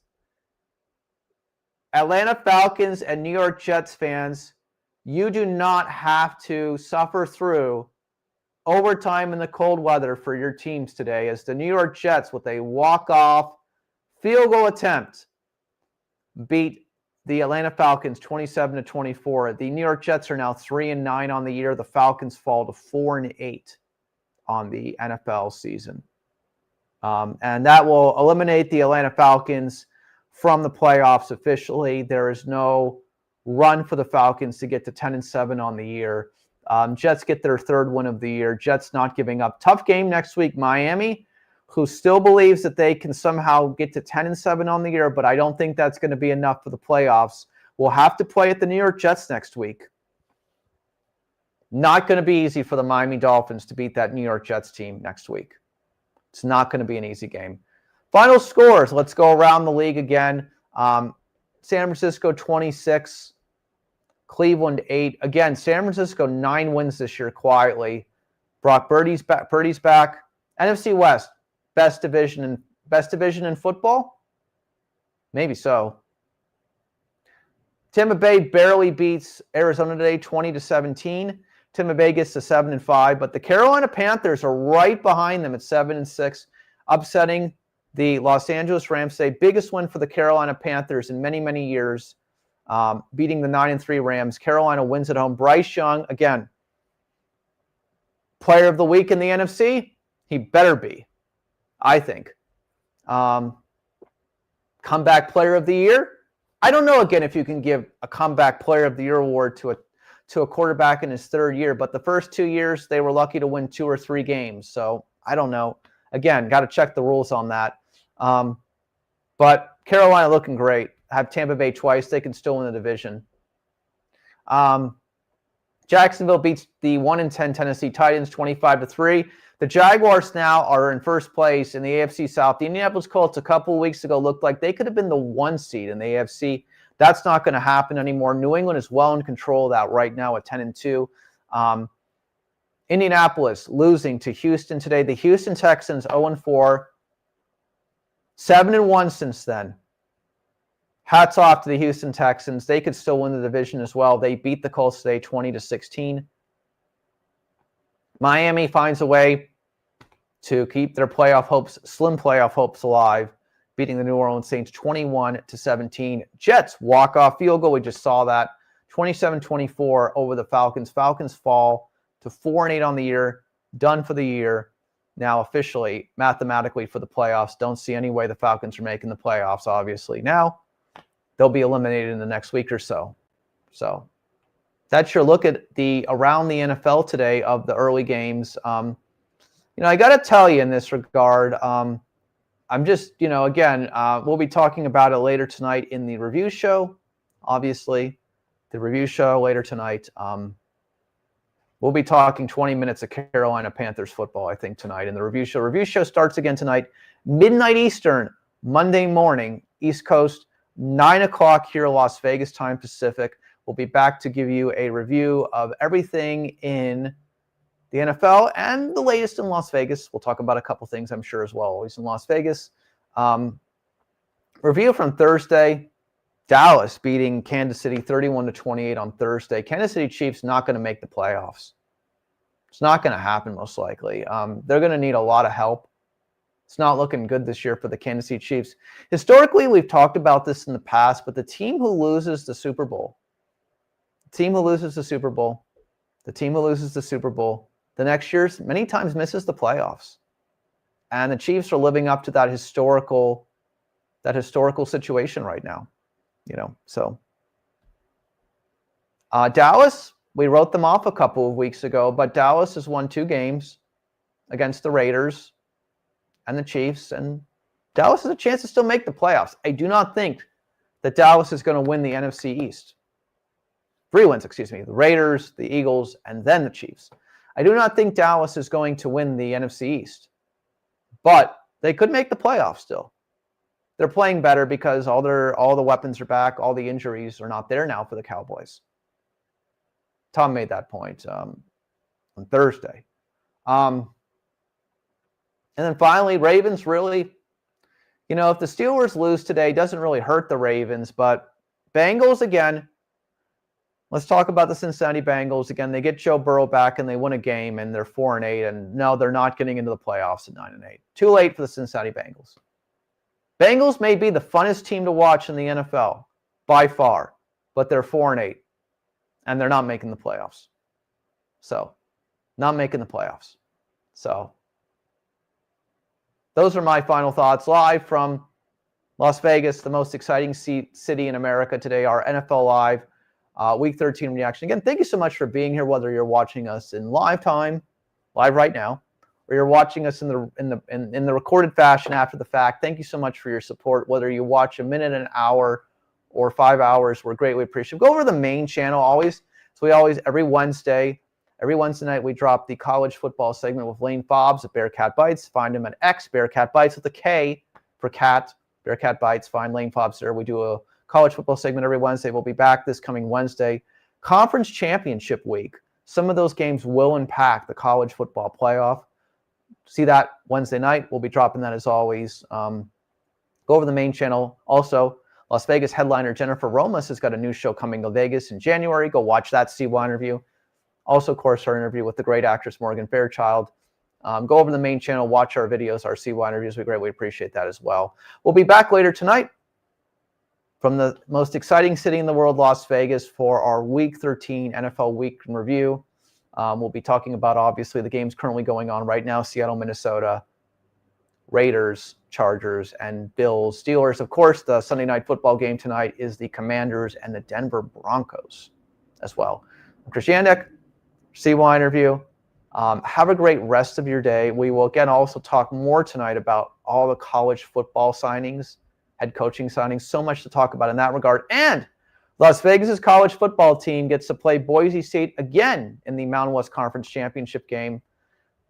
Going to be a tough one for UNLV. Can they finally break the Boise State streak next week? Probably not, but we'll see. Hats off to Dan Mullen, 10-2 UNLV Rebels. Las Vegas college football is absolutely watchable college football right now. I'm Chris Shanek for CY Interview. Again, hats off to the Carolina Panthers and Houston Texans winning today. They're back in the playoff hunt. Great victories. NFL parity week to week. Really don't know what's going on in the NFC. We really don't know what's going on in the NFC or the AFC. Maybe later tonight we'll make some new predictions, but I'm going to tell you something. Teams who have done well this week: Green Bay Packers on Thursday, Dallas Cowboys on Thursday, Carolina Panthers, Houston Texans. All these teams have come back from the grave. They've all come back from the grave. Carolina coming back from the grave from a couple of seasons. But Houston, 0-4 to start the year. On the way up. Dallas didn't look very good 3 weeks ago. On the way up. Houston, Dallas, on the way up. Green Bay wasn't looking very good for a couple of weeks, but wins over Minnesota, wins over Detroit, on the way up. So I think I like the Packers now a lot, Tom. I think I like the Packers more than I did 2 weeks ago. And I think the Packers, if they had a game against Philadelphia at Green Bay, I think they'd win. So I like what Jordan Love is doing. The defense is doing well for the Packers, and the Packers offense is heating up. Like the Packers right now in the NFC. So maybe Green Bay, Buffalo, Super Bowl. Rams, Buffalo, Super Bowl. Again, I'm still not sold on the whole New England thing, but I'm going to tell you one thing in closing before tonight. Mike Vrabel, he has got to be coach of the year. How could he not be what he's done in New England? They have 10 victories. Last couple of years, the Patriots had 3 and 4 victories. Pretty incredible stuff. In closing, let's just take a look at one thing before we go.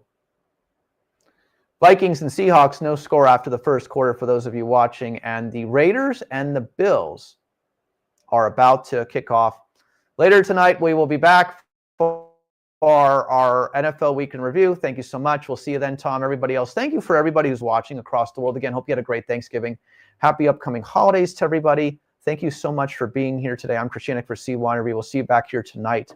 Same CY Review channel here on YouTube, here in Las Vegas, the most exciting city in the world. I'm Chris Shanek.